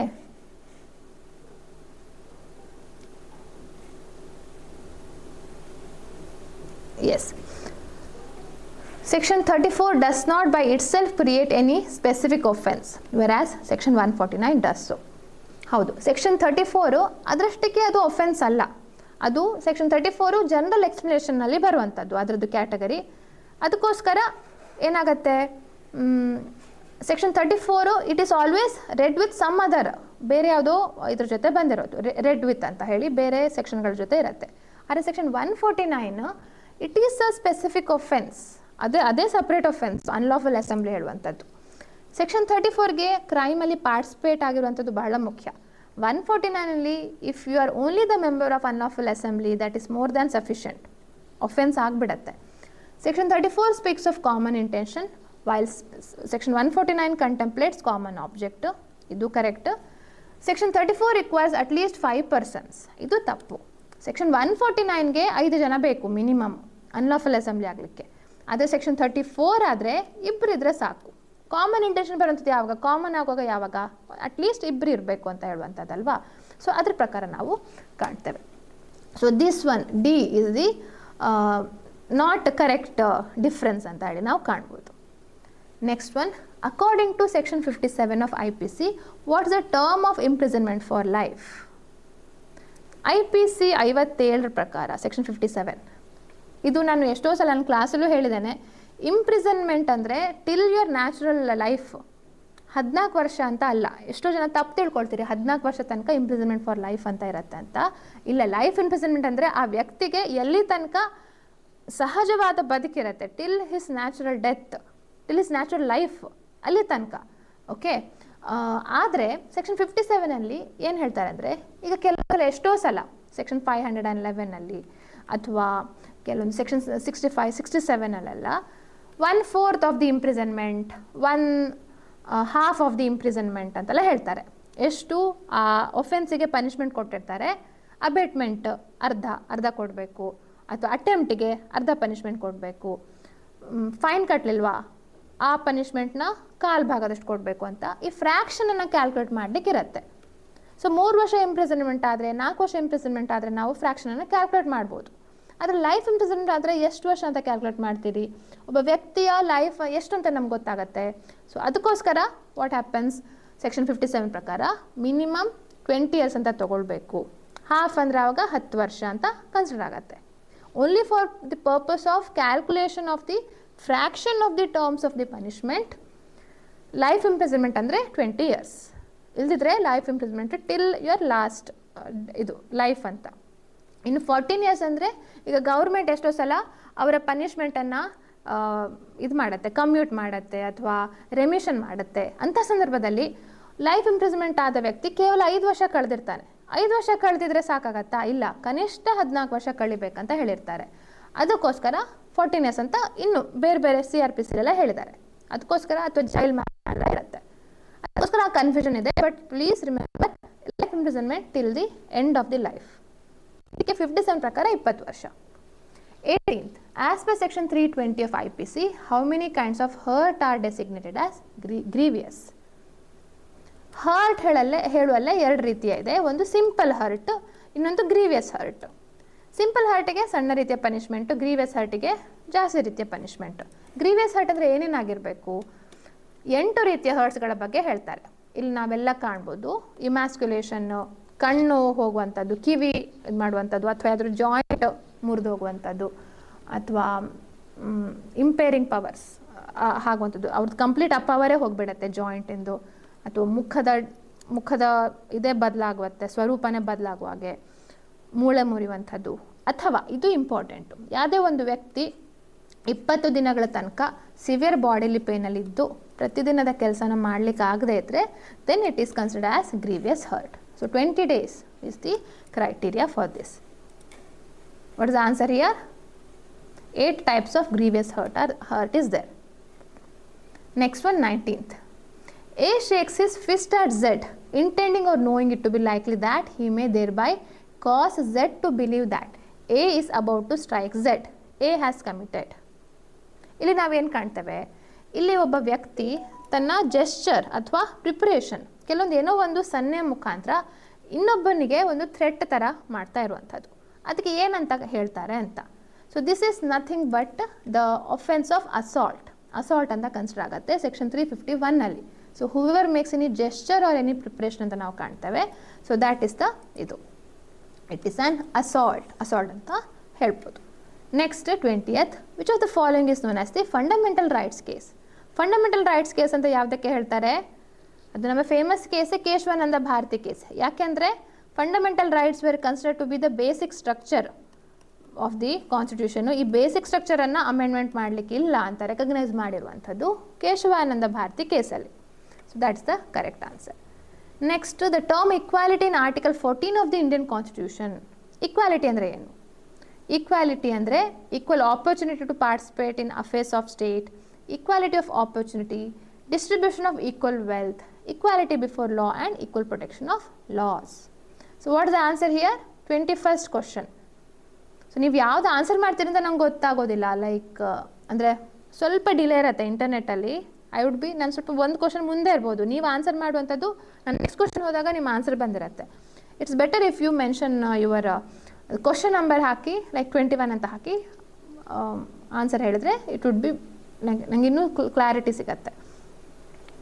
ಸೊ ಈಕ್ವಾಲಿಟಿ ಅಂದರೆ ಈಕ್ವಾಲಿಟಿ ಬಿಫೋರ್ ಲಾ ಹೇಳುವಂಥದ್ದು ಮತ್ತು ಈಕ್ವಲ್ ಪ್ರೊಟೆಕ್ಷನ್ ಆಫ್ ಲಾಸ್, ಇದೆರಡರ ಬಗ್ಗೆ ನಾವು ಕಾಣ್ತೇವೆ.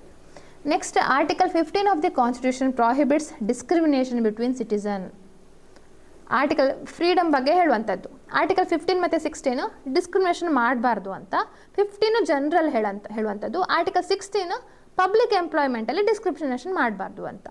ಸೊ ಆರ್ಟಿಕಲ್ 15 ಯಾವ ಆಧಾರದ ಮೇಲೆ ಡಿಸ್ಕ್ರಿಮಿನೇಷನ್ ಮಾಡಬಾರ್ದು ಅಂದರೆ ಇದು 5 ಗ್ರೌಂಡ್ಸ್ ಹೇಳುತ್ತೆ. ಆರ್ಟಿಕಲ್ 16 7 ಗ್ರೌಂಡ್ ಹೇಳ್ತಾರೆ. ಸೊ ಇಲ್ಲಿ religion, race, caste, sex, place of birth or any one of them ಹೇಳುವಂಥದ್ದು ನಾವು ಕಾಣ್ಬೋದು. 22nd is the D is the correct answer. Next one, give the correct answer. All admissions are confessions, but all the confessions are not admissions. The statement is correct, the statement is incorrect, the statement is partly correct and partly incorrect, and all the above statements are incorrect. So ಏನಾಯ್ತಂದರೆ confession ಹೇಳುವಂಥದ್ದು ಒಂದು branch. ಯಾವುದ್ರ branch?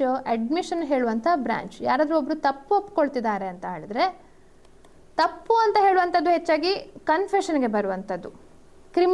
ಅವರಿಗೆ criminal ಇದು ಬರೋಂಥದ್ದು, criminal liability ಬರುತ್ತೆ. Admission ಅಂದರೆ ಯಾವುದೇ ವಿಷಯದಲ್ಲಿ ಅಡ್ಮಿಷನ್ ಮಾಡ್ಕೊಳ್ಬೋದು, ಸಿವಿಲ್ ಇರಲಿ, ಕ್ರಿಮಿನಲ್ ಇರಲಿ, ಜನರಲ್ ಆಗಿ. ಓಕೆ, ಕನ್ಫೆಷನ್ ಹೇಳುವಂಥದ್ದು ಅಡ್ಮಿಷನ್ನ ಒಂದು ಭಾಗ. ಸೊ ಅದಕ್ಕೋಸ್ಕರ all confessions are admissions, but all admissions are not confessions. ಇಲ್ಲಿ ನಮ್ಮ ಸ್ಟೇಟ್ಮೆಂಟನ್ನು ತದ್ವಿರುದ್ಧ. So this statement is incorrect. ಇದೇನಾಗಬೇಕಿತ್ತು? All the confessions are admissions, but all the admissions are not confessions ಅಂತ ಹೀಗೆ ಬರಬೇಕಿತ್ತು. ಸೊ ಇದು ಸ್ಟೇಟ್ಮೆಂಟ್ ರಾಂಗ್, ಹೀಗೆ ಬರಬೇಕಿತ್ತು. ಸೊ ಒಂದೇ ಸಲ ಈಗ ಆಲ್ ಅಗ್ರಿಮೆಂಟ್ಸ್ ಆರ್ ಕಾಂಟ್ರಾಕ್ಟ್, ಹಾಗೆ ಅದೇ ರೀತಿ ಬರುವಂಥದ್ದು. ಹಾಗಲ್ಲ, all contracts are agreements, but all agreements are not contract, ಅದೇ ರೀತಿ. 24th, for instituting a suit against a government or against a public officer in official capacity, the notice period under section 80 of CPC is. Notice period ಎಷ್ಟು ಕೊಡಬೇಕು ಅಂತ ನಾವು ನೋಡುವಂಥದ್ದು. ಇದು actually ಏನಾಗುತ್ತೆ ಅಂದರೆ ನೋಡಿ, ಗೌರ್ಮೆಂಟ್ ವಿರುದ್ಧ ಸೂಟ್ ಹಾಕಬೇಕು ಅಂತ ಹೇಳಿದ್ರೆ ಮಿನಿಮಮ್ 2 ತಿಂಗಳ ನೋಟಿಸು ಕೊಡಬೇಕು. 2 months ನೋಟಿಸ್, ಪ್ರಯರ್ ನೋಟಿಸ್. ಅದು ಒಂದು ಮೇನ್ ಇದರ ಫಾರ್ಮಲ್ ಡಿಫೆಕ್ಟ್ ಅಂತ ಕನ್ಸಿಡರ್ ಆಗುತ್ತೆ. ಸೊ ಸೆಕ್ಷನ್ 80 ಪ್ರಕಾರ ಗೌರ್ಮೆಂಟ್ ವಿರುದ್ಧ ಸೂಟ್ ಹಾಕೋಕ್ಕಿಂತ ಮುಂಚೆ 2 month ಪ್ರಯರ್ ನೋಟಿಸು ಕೊಟ್ಟಿರಬೇಕು. 25th, provisions for settlement of dispute outside the court has been provided under section dash of Civil Procedure Code. ಒಂದು ಡಿಸ್ಪ್ಯೂಟನ್ನು ಸೆಟಲ್ ಮಾಡಿಕೊಳ್ಬೇಕು ಅಂತ ಆದರೆ section outside the court, inside the court ಅಲ್ಲ, ಅದು ಯಾವುದ್ರಲ್ಲಿ ಕೊಟ್ಟಿರುವಂಥದ್ದು ಸೆಕ್ಷನ್ 89. ಸೊ ಅದರಲ್ಲಿ ಯಾವ್ದು ನಾವು ಕಾಣುವಂಥದ್ದು ಈ arbitration, mediation, conciliation, judicial settlement through Lok Adalat ಅದನ್ನೆಲ್ಲ ಕಾಣ್ತೇವೆ. ಸೊ ಸೆಕ್ಷನ್ 89 ಹೇಳುವಂಥದ್ದು ಇದು. Pleading can be altered or amended. ಪ್ಲೀಡಿಂಗನ್ನು ಯಾವುದರಲ್ಲಿ ಆಲ್ಟ್ರೇಷನ್ ಮಾಡ್ಬೋದು, ಅಮೆಂಡ್ ಮಾಡ್ಬೋದು. Order 6 rule 9, order 6 rule 10, order 6 rule 16, order 6 rule 17. So this is like very ನಮ್ಗೆ ಗೊತ್ತಿರುವಂಥದ್ದೇ 6 ಸಂದರ್ಭಗಳಲ್ಲಿ ಅಮೆಂಡ್ಮೆಂಟ್ ಮಾಡ್ಬೋದು ಪ್ಲೀಡಿಂಗನ್ನು ಹೇಳುವಂಥದ್ದು. ಸಾರಿ 6 ಸಂದರ್ಭಗಳಲ್ಲ, ಜನರಲ್ ಆಗಿ rejection of the plaint amend ಮಾಡ್ಬೋದು. Sorry rejection of the plaint order 7 rule 11ನಲ್ಲಿ 6 ಸಂದರ್ಭಗಳಿವೆ. ಸೊ ಇದು ಅಮೆಂಡ್ಮೆಂಟ್, ಅದು ಆರ್ಡರ್ 6 ರೂಲ್ 17ನಲ್ಲಿ ಬರುತ್ತೆ. Order 6 rule 16 this pertains to striking of the pleadings. Order 6 rule 16 which is also known as involuntary amendment ಅಂತಲೂ ಕರೆಸ್ಕೊಳ್ಳುತ್ತೆ.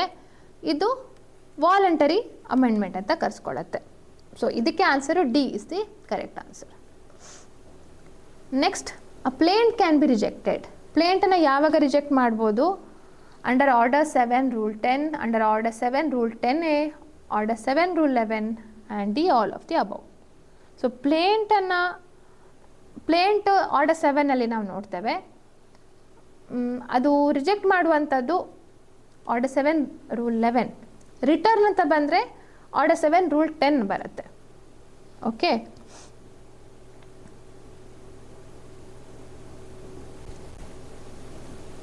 next question.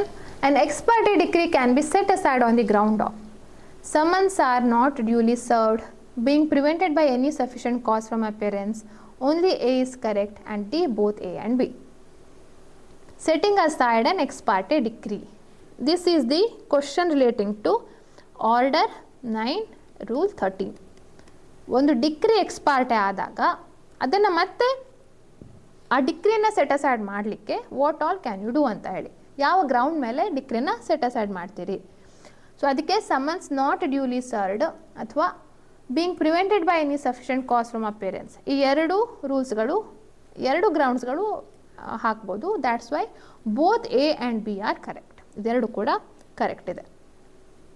Next, garnishee. Who is a garnishee? Garnish is a person who is a defaulter, decree holder, debtor of judgment debtor and D foreigner. Garnishee ಅಂದರೆ ಎಕ್ಸಿಕ್ಯೂಷನಲ್ಲಿ ಬರುವಂಥದ್ದು. He is known to be the debtor of judgment debtor ಅಂತ ಕರೆಸ್ಕೊಳ್ತಾರೆ. ಯಾರು judgement ಡೆಟ್ಟರಿಗೆ ಸಾಲ ಬಾಕಿ ವಾಪಸ್ ಕೊಡಲಿಕ್ಕೆ ಇರತ್ತೆ, ಜಜ್ಮೆಂಟ್ ಡೆಟ್ಟರ್ ಆ್ಯಕ್ಚುಲಿ ಡಿಕ್ರಿ ಹೋಲ್ಡರ್ಗೆ ಹಣ ಕೊಡಬೇಕು. ಇಂಥ ಜಜ್ಮೆಂಟ್ ಡೆಟ್ಟರಿಗೆ ಯಾರು ಹಣ ನೀಡಲಿಕ್ಕಿರತ್ತೆ, he is known as the garnishee. So 29 D is the correct answer. Next one 30th. Which one of the following orders of CPC is related to issuing of commission? ಕಮಿಷನನ್ನು issue ಮಾಡುವಂಥದ್ದು ಯಾವ order? So simple question. Order 26 ಹಾಗೆ section 75 ಕೂಡ commission issue ಮಾಡೋದ್ರ ಬಗ್ಗೆ ನಾವು ನೋಡ್ತೇವೆ. Next one, the death of a plaintiff for a defendant shall not cause the suit to abate if the cause of action survives, if the relief survives, if the right to sue survives and D all of the above. Cause of action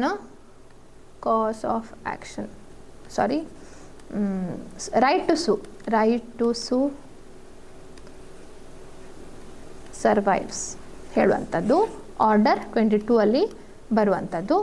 ಒಂದು ವೇಳೆ ಒಬ್ಬ ವ್ಯಕ್ತಿ ಸತ್ತು ಹೋದರೆ ಅವನ ಪರವಾಗಿ ಕೇಸನ್ನು ಮುಂದುವರಿಸುವಂತಹ ಆ ರೈಟ್ ಟು ಸೂ ಇನ್ನೂ ಬಾಕಿ ಉಳಿದ್ರೆ ಆವಾಗ ಸೂಟ್ ಅಬೇಟ್ ಆಗೋದಿಲ್ಲ.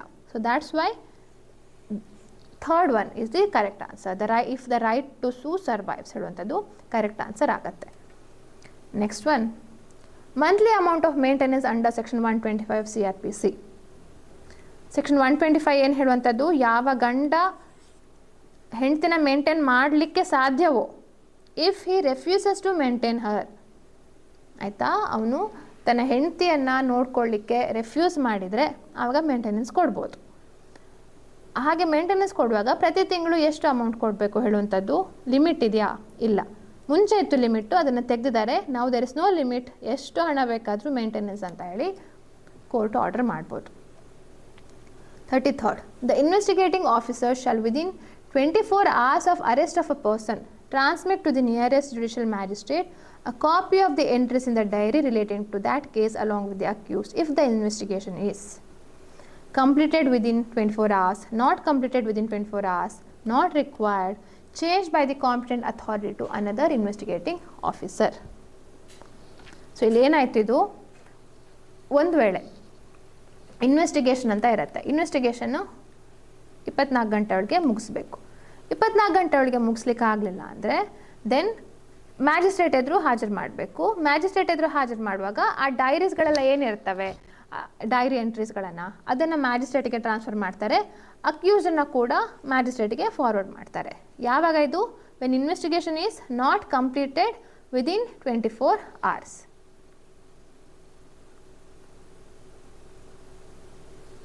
Okay, so B is the correct answer if it is not completed within 24 hours. Complete ಆದರೆ ಮುಗಿದೋಯ್ತು, ಚಾರ್ಜ್ ಶೀಟ್ ಸಲ್ಲಿಸ್ಬೇಕು ಅವರು ಅಲ್ವಾ? ಸೊ ಚಾರ್ಜ್ ಶೀಟ್ ಸಲ್ಲಿಸದೇ ಇರುವಾಗ ಅವರು ಇಲ್ಲಿ ಇದ್ರ ನೆಕ್ಸ್ಟ್ ಸ್ಟೇಜ್ ಏನಾಗುತ್ತೆ, ಪೊಲೀಸ್ ಕಸ್ಟಡಿಗೆ ಕೊಡ್ತಾರೆ ಅಥವಾ ಜುಡಿಷಿಯಲ್ ಕಸ್ಟಡಿಗೆ ಕೊಡ್ತಾರೆ ಅದರದ್ದು. ಸೊ ಸೆಕ್ಷನ್ 167 ಕ್ವಶನ್ ಇದು, ಸೆಕ್ಷನ್ 167.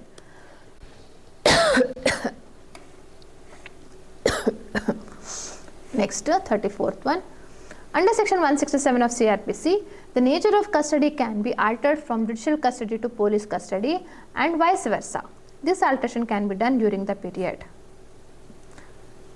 ಇನ್ವೆಸ್ಟಿಗೇಷನ್ 24 ಗಂಟೆ ಒಳಗೆ ಆಗಲಿಲ್ಲ, ಸೊ ಯಾವ ದಿನ ಪ್ರೊಡಕ್ಷನ್ ಮಾಡ್ತಾರೆ ಮ್ಯಾಜಿಸ್ಟ್ರೇಟ್ ಎದುರು, ಆ ದಿನದಿಂದ at A time like maximum ಅಂದರೆ 15 ದಿನ ತನಕ ಕೊಡ್ಬೋದು, ಅದಕ್ಕಿಂತ ಕಮ್ಮಿನೂ ಕೊಡ್ಬೋದು. ಆದರೆ ಈ 15 ದಿನಗಳೊಳಗೆ ಮಾತ್ರ ಒಂದು ಪೊಲೀಸ್ ಕಸ್ಟಡಿ ಕೊಟ್ಟು ಆಮೇಲೆ ಜುಡಿಷಿಯಲ್ ಕಸ್ಟಡಿ ಅಥವಾ ಜುಡಿಷಿಯಲ್ ಕಸ್ಟಡಿಯಿಂದ ಪೊಲೀಸ್ ಕಸ್ಟಡಿ ಹಾಗೆ ಚೇಂಜ್ ಮಾಡ್ಬೋದು, ಆಮೇಲೆ ಜುಡಿಷಿಯಲ್ ಕಸ್ಟಡಿನೇ ಕೊಡಬೇಕು. ಓಕೆ, ಸೊ ಇದು ಯಾವಾಗ ಆಲ್ಟರ್ ಮಾಡ್ಬೋದು? This can be done for the first 15 days. ಇಲ್ಲಿ ನಾವು ಕಾಣ್ಬೋದು. 35th question. Under CRPC, the maximum term of imprisonment awardable in a summary trial is ಎಷ್ಟು? ಸಮ್ಮರಿ ಟ್ರಯಲ್ ಬೇರೆ ಬೇರೆ ಥರ ಟ್ರಯಲ್ ಇದೆ. Sessions trial, warrant trial instituted on police report, warrant trial instituted otherwise than on police report, summons case trial, ಮತ್ತೆ ಬರುವಂಥದ್ದು ಲಾಸ್ಟಿಗೆ summary trial. Summary trial ಬೇಗ ಆದಷ್ಟು ಕ್ವಿಕ್ಕಾಗಿ ಮಾಡಬೇಕು ಅಂತ ಮಾಡುವಂಥದ್ದು. ಅಂಥ ಸಿವಿಯರ್ ಒಫೆನ್ಸ್ಗಳ ಬಗ್ಗೆ ಎಲ್ಲ ಸಮ್ಮರಿ ಟ್ರಯಲ್ ಎಲ್ಲ ಕಂಡಕ್ಟ್ ಮಾಡೋದಿಲ್ಲ. ಅದಕ್ಕೋಸ್ಕರ ಪನಿಷ್ಮೆಂಟ್ ಕೂಡ ಹೆಚ್ಚು ಅಂದರೆ 3 months. ಸೊ 262 ಹೇಳುವಂಥದ್ದು. 35th ಕ್ವಶನ್ ಅಲ್ಲ, ಸೊ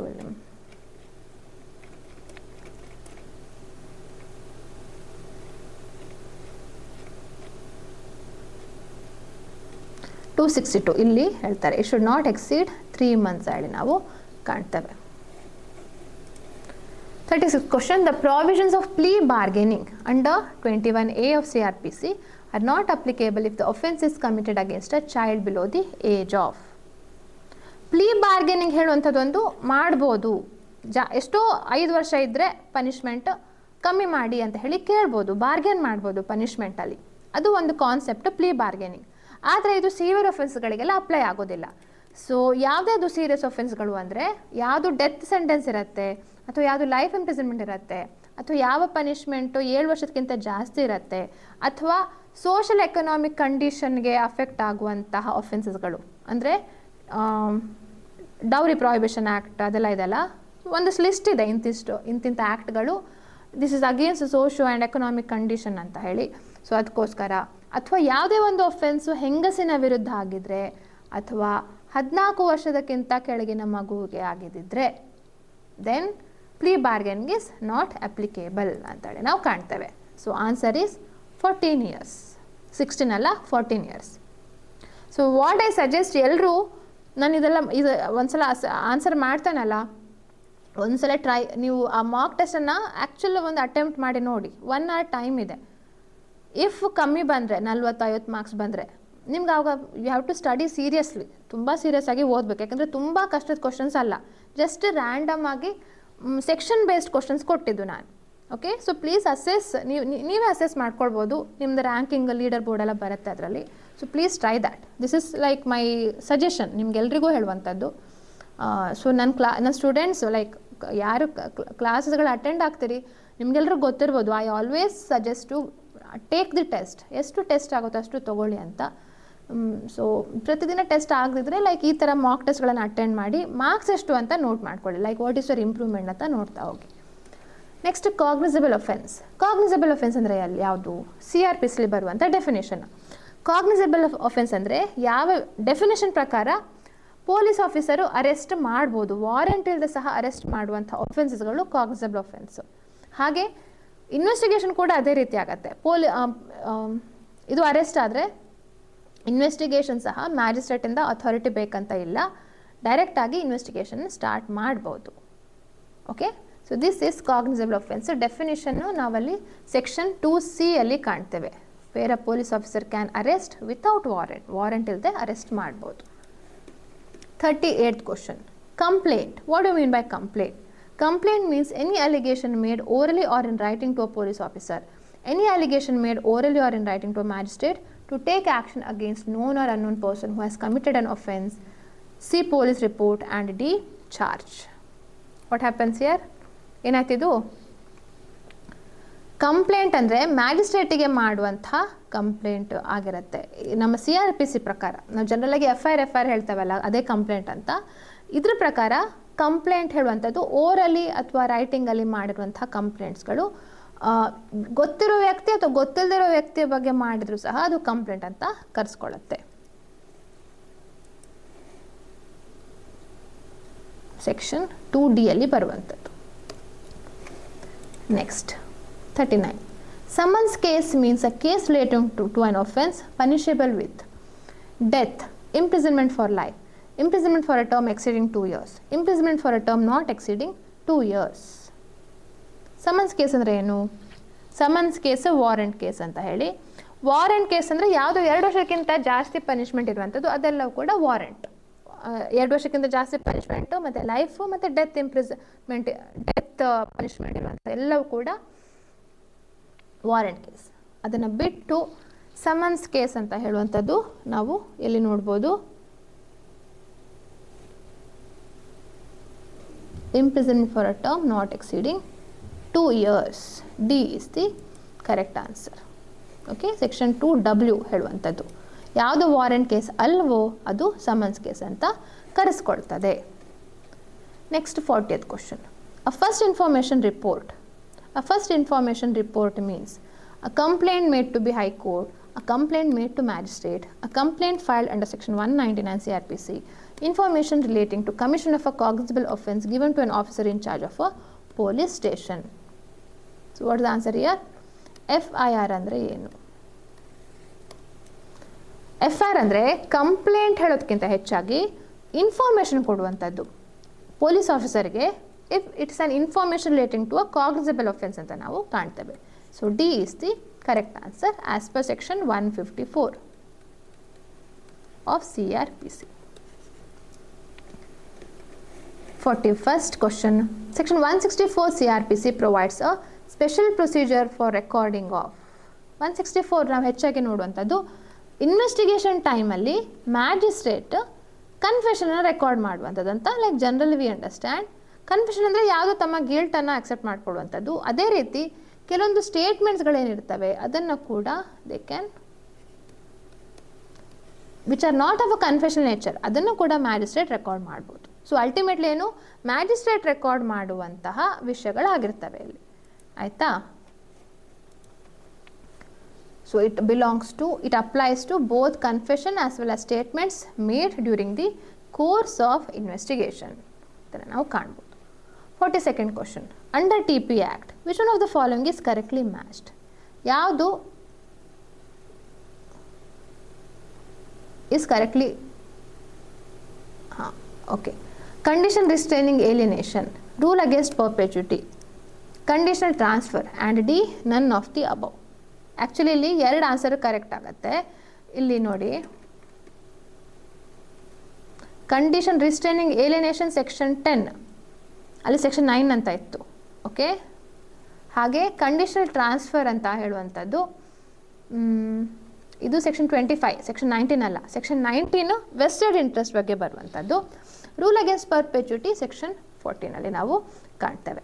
ಓಕೆ, ಸೊ ಹಾಗಿದ್ರೆ ಇಲ್ಲಿ 2 ಆಪ್ಷನ್ ಇದೆ. ಕರೆಕ್ಟ್ಲಿ ಮ್ಯಾಚ್ ಆಗಿದ್ದು ಸೆಕ್ಷನ್ 14 ಮಾತ್ರ, ಇದು 2 ಅಲ್ಲ. None of the above we can't take, that's why B is the correct answer.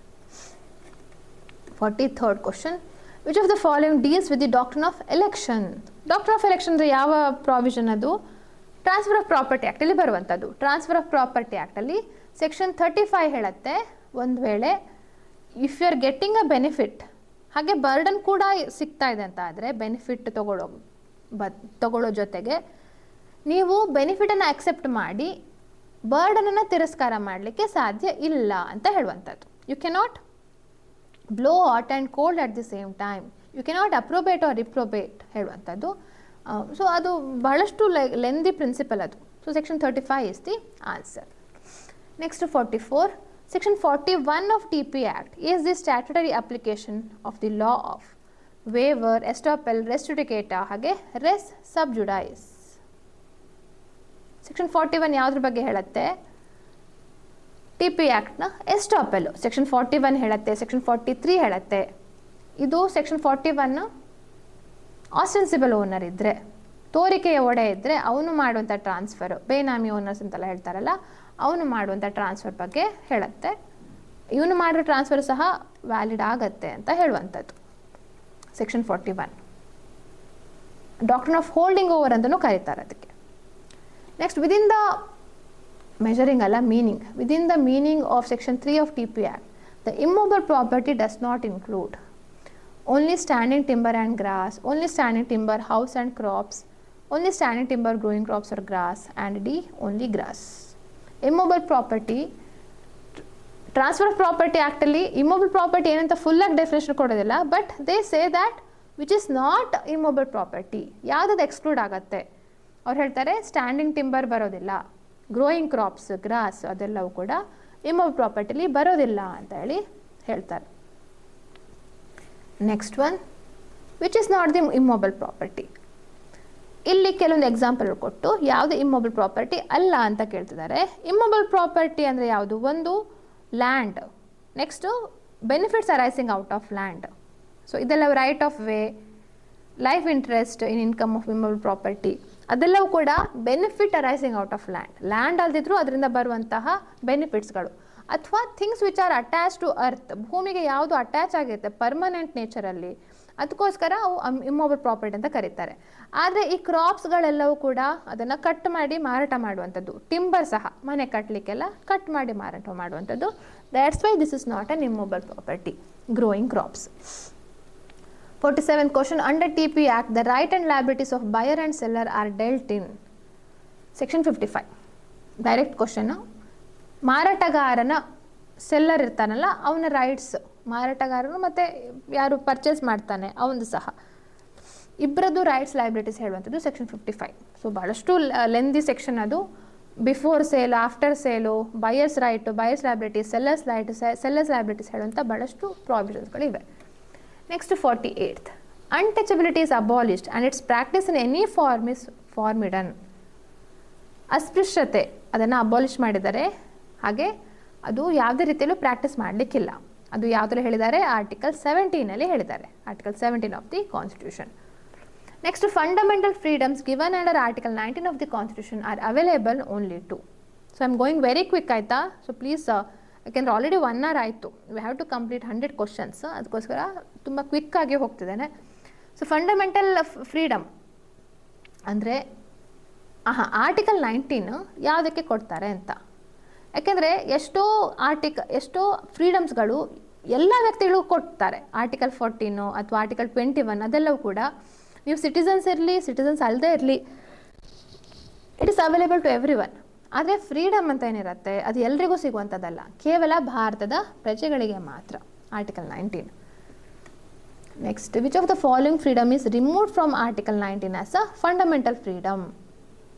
Fundamental right ಹೇಳುವಂಥ ಆ ಕಾನ್ಸೆಪ್ಟಿಂದ ಯಾವ ಫ್ರೀಡಮನ್ನು ಡಿಲೀಟ್ ಮಾಡಿದ್ದಾರೆ ಅಂದರೆ ಆರ್ಟಿಕಲ್ 19 ಅಲ್ಲೇ ರೈಟ್ ಟು ಪ್ರಾಪರ್ಟಿ ಅಂತ ಒಂದಿತ್ತು, ಆರ್ಟಿಕಲ್ 19(1)(f) ಅಂತ ಇತ್ತು, ಹಾಗೆ 31(a) ಅಂತ ಇತ್ತು ಅದಕ್ಕೆ ಸಂಬಂಧಪಟ್ಟದ್ದು.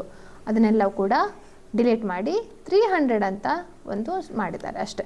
ಆರ್ಟಿಕಲ್ 300(a) ಅಂತ ಹೇಳಿ ಅದು ಇದರಲ್ಲಿ ಬರುತ್ತೆ, ನಮ್ಮ ಕಾನ್ಸ್ಟಿಟ್ಯೂಷನಲ್ ರೈಟ್ ಅಂತ ಆಗುತ್ತೆ ಅಷ್ಟೇ, ಹೊರತು ಫಂಡಮೆಂಟಲ್ ಫ್ರೀಡಮ್ ಆಗೋದಿಲ್ಲ. ಯಾವುದದು? Freedom to acquire and hold property. Next one, autrefois acquit principle is related to.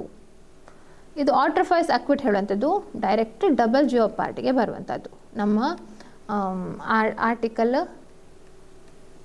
20 ಬರುವಂಥದ್ದು, ಹಾಗೆ ಸೆಕ್ಷನ್ 300 ಆಫ್ CRPC ಅದಕ್ಕೂ ಸಂಬಂಧಪಟ್ಟದ್ದು ಡಬಲ್ ಜಿಯೋಪಾರ್ಟಿ ಹೇಳುವಂಥದ್ದು. ಸೊ ಈ ಪ್ರಿನ್ಸಿಪಲ್ ಡಬಲ್ ಜಿಯೋಪಾರ್ಟಿ ಅಂದರೆ ಒಂದು ವ್ಯಕ್ತಿ ಟ್ರೈ ಆಗಿ ಪನಿಷ್ಮೆಂಟ್ ಆಗಿದ್ರೆ, ಅಂದರೆ ಅಕ್ವಿಟ್ ಆಗಿದ್ರೆ, ಕನ್ವಿಕ್ಟ್ ಆಗಿದ್ರೆ ಅದ್ರ ಮೇಲೆ ಬರ್ತಾ ಹೋಗ್ತವೆ. Okay, so double jeopardy is the correct answer. 52nd question. The article 22 of the constitution provides protection against which of the following? Preventive detention, arrest and all of the above. So article 22 ಹೇಳುವಂಥದ್ದು ಯಾವುದು? Article 22 ಹೇಳುವಂಥದ್ದು arrest ಆದಾಗ ಯಾವ ರೀತಿಯಲ್ಲಿ, ಹಾಗೆ prevention, arrest and ಡಿಟೆನ್ಷನ್ಗೆ ಯಾವ ರೀತಿಯ ಸೇಫ್ ಗಾರ್ಡ್ಸನ್ನು ಉಪಯೋಗಿಸ್ಬೇಕು, ಹಾಗೆ ಪ್ರಿವೆಂಟಿವ್ ಡಿಟೆನ್ಷನ್ ಹೇಳುವಾಗ ಯಾವ ರೀತಿಯ ಸೇಫ್ ಗಾರ್ಡ್ಸನ್ನು ಉಪಯೋಗಿಸ್ಕೊಳ್ಬೇಕು ಹೇಳುವಂಥದ್ದೇ all of the above. D is the correct answer. ಆಯಿತಾ? Advocate Shashi, what is not clear? ಯಾವ ವರ್ಡ್ ಕ್ಲಿಯರ್ ಇಲ್ಲ ನಿಮಗೆ? So maybe check with your internet. Prohibition of traffic in human beings and forced labor has been provided under A. Article 14, B. Article 19, C. Article 21 and D. Article 23. So human beings ಮತ್ತು forced labor ಅನ್ನು okay ಅವರ traffic ಮಾಡಲಿಕ್ಕೆ ಯಾವುದು prohibition ಇದೆ, ಮಾನವ ಕಳ್ಳ ಸಾಗಾಣಿಕೆ ಯಾವಾಗ ಮಾಡಬಾರ್ದು ಹೇಳುವಂಥದ್ದು ಆರ್ಟಿಕಲ್ 14, ಆರ್ಟಿಕಲ್ 19, 21, 23 ಯಾವುದ್ರಲ್ಲಿ ಹೇಳ್ತಾರೆ? What is the answer? So ಹಲವಾರು ರೀತಿಯ ಈ ರೈಟ್ ಅಗೇನ್ಸ್ಟ್ ಎಕ್ಸ್ಪ್ಲಾಯಿಟೇಷನ್ ಹೇಳುವಂಥದ್ದು ಬರುವಂಥದ್ದು. ಸೊ ನಾವಿಲ್ಲಿ ಕಾಣೋದಾದರೆ, ಸೊ ಇದೆಲ್ಲ ಎಕ್ಸ್ಪ್ಲನೇಷನ್ ಅದಕ್ಕೆ ಸಂಬಂಧಪಟ್ಟದ್ದು ನೋಡಿ. ಆರ್ಟಿಕಲ್ 23 ಫೋರ್ಸ್ ಲೇಬರ್, ಬೇಗರ್ ಅಂದರೆ ಕಂಪಲ್ಸರಿ ವರ್ಕ್ ವಿತೌಟ್ ರೆಮ್ಯುನರೇಷನ್, ಅದೆಲ್ಲವೂ ಕೂಡ ಸೊ ಆ ಥರ ಬರುವಂಥದ್ದೆಲ್ಲವೂ ಕೂಡ ದೇ ಆರ್ ಪ್ರಾಹಿಬಿಟೆಡ್. ಜೀತ ಅದೆಲ್ಲ ಹೇಳ್ತೇವಲ್ಲ. So D is the correct answer. Next 54th. Article 25 of the Constitution of India is concerned with A. The right to freedom of religion, B. The right to equality, third one the right to freedom of work, and D. cultural and educational rights. Article 25 ಯಾವುದಕ್ಕೆ? ನಾವು ಬಹಳಷ್ಟು ಸಲ ನೋಡಿದ್ದೇವೆ. Right to freedom of religion, ಒಬ್ಬ ವ್ಯಕ್ತಿಗೆ right to profess, right to conscience, right to practise, right to propagate, ಈ 4 ರೀತಿಯ ರೈಟ್ಸ್ಗಳಿವೆ ಆರ್ಟಿಕಲ್ 25 ಫ್ರೀಡಮ್ ಆಫ್ ರಿಲಿಜನಲ್ಲಿ ಬರ್ತವೆ. Okay, next 55th. Dowry death is an offence under. Dowry death ಹೇಳುವಂಥದ್ದು ಯಾವುದ್ರಲ್ಲಿ ಬರುತ್ತೆ? IPCಯಲ್ಲಿ. So section 304A, section 304, section 304B, section 302. Dowry death ಯಾವುದು? It is newly added section. ಮುಂಚೆ IPCಯಲ್ಲಿ ಇರಲಿಲ್ಲ, ಹೊಸದಾಗಿ 304Bಯಲ್ಲಿ ಆ್ಯಡ್ ಮಾಡಿದ್ದಾರೆ. ಓಕೆ, ಯಾವಾಗ ಮದುವೆ ಆದ ಹೆಂಗಸು ತನ್ನ ಮದುವೆ ಆದ 7 ವರ್ಷದ ಅವಧಿಯೊಳಗೆ if she dies of any burns or injury where she is subjected to cruelty or harassment, ತನ್ನ ಹಸ್ಬೆಂಡ್ ಆರ್ ಇನ್ಲಾಸ್ ಇಂದ ಹರಾಸ್ಮೆಂಟ್ ಆದರೆ ಆವಾಗ then it is nothing but dowry death, section 304B of IPC. 56th.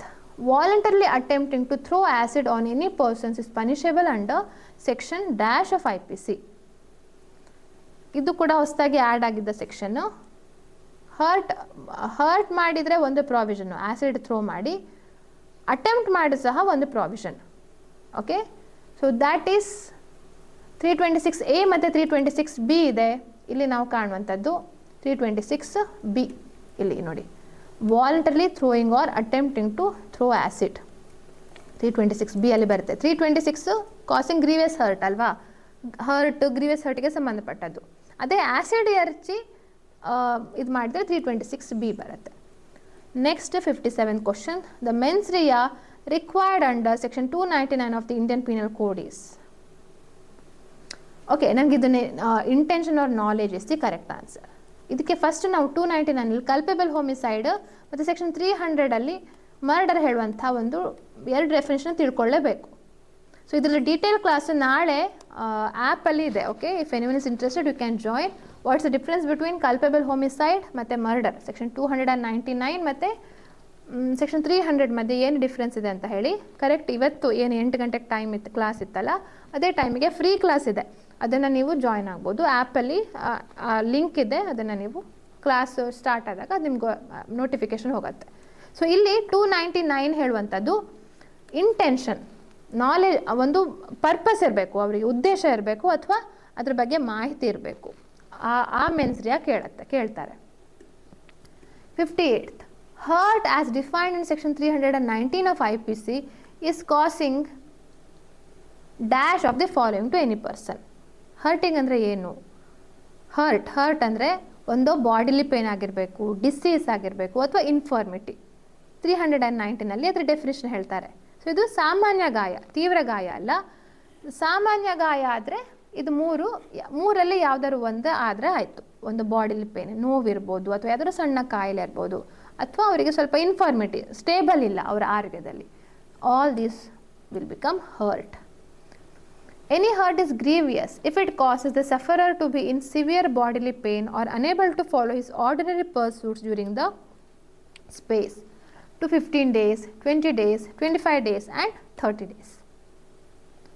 Normally ನಾನು ಆವಾಗಲೇ ಹೇಳಿದೆ, section 320 grievous hurt ಅಂತ 8 ರೀತಿಯ ಹರ್ಟ್ಗಳನ್ನು define ಮಾಡಿದ್ದಾರೆ.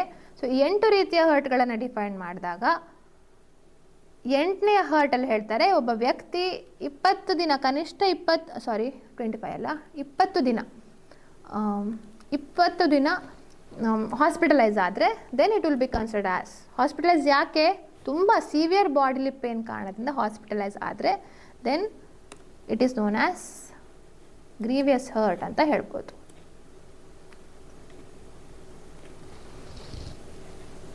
ಇದೆಲ್ಲ ಕೂಡ ನೋಡಿ, last 8th one for the space of 20 days ಅಂತ ನೀವು ಕಾಣ್ತೀರಿ. Next 60th, the main difference between section 324 and section 326 of IPC is that of the intention, nature of injuries, use of weapons or means, D none of the above. 324 ಅಂದರೆ simple ಹರ್ಟ್ಗೆ punishment, 326 ಅಂದರೆ grievous ಹರ್ಟಿಗೆ punishment. So ಯಾವ ಆಧಾರದ ಮೇಲೆ ಅವರು difference ಇದೆ, ಯಾವ ರೀತಿಯಲ್ಲಿ injury ಆಗುತ್ತೆ ಹೇಳುವಂಥ ಕಾರಣದಿಂದ. So nature of the injuries, hurt ಯಾವ ರೀತಿಯಲ್ಲಿ ಇಂಜುರಿ ಆಗುತ್ತೆ ಹೇಳುವಂಥ ಇದರಿಂದ we can understand what is 324 and 326. ಆಯಿತಾ? 2 ಡೇಂಜರಸ್ ವೆಪನ್ಸ್ ಮುಖಾಂತರನೇ, ಆದರೆ ಇದು ಹರ್ಟ್, ಇದು grievous hurt, nature of the injuries. So ಹೌದು, ಡೇಂಜರ್ ಆಫ್ ವೆಪನ್ಸ್ ಹೌದು, ಆದರೆ ಡಿಫ್ರೆನ್ಸ್ ಏನು ಅಂತ. 2 ಡಿಫ್ರೆನ್ಸ್, 2 ಸೇಮ್ ಅಲ್ಲ, 2ಕ್ಕೂ ಡೇಂಜರಸ್ ವೆಪನ್ಸೇ. Next 61st question, under section 320 of IPC which of the following kinds of hurt is not designated as grievous hurt? ಯಾವುದು grievous hurt ಅಲ್ಲ?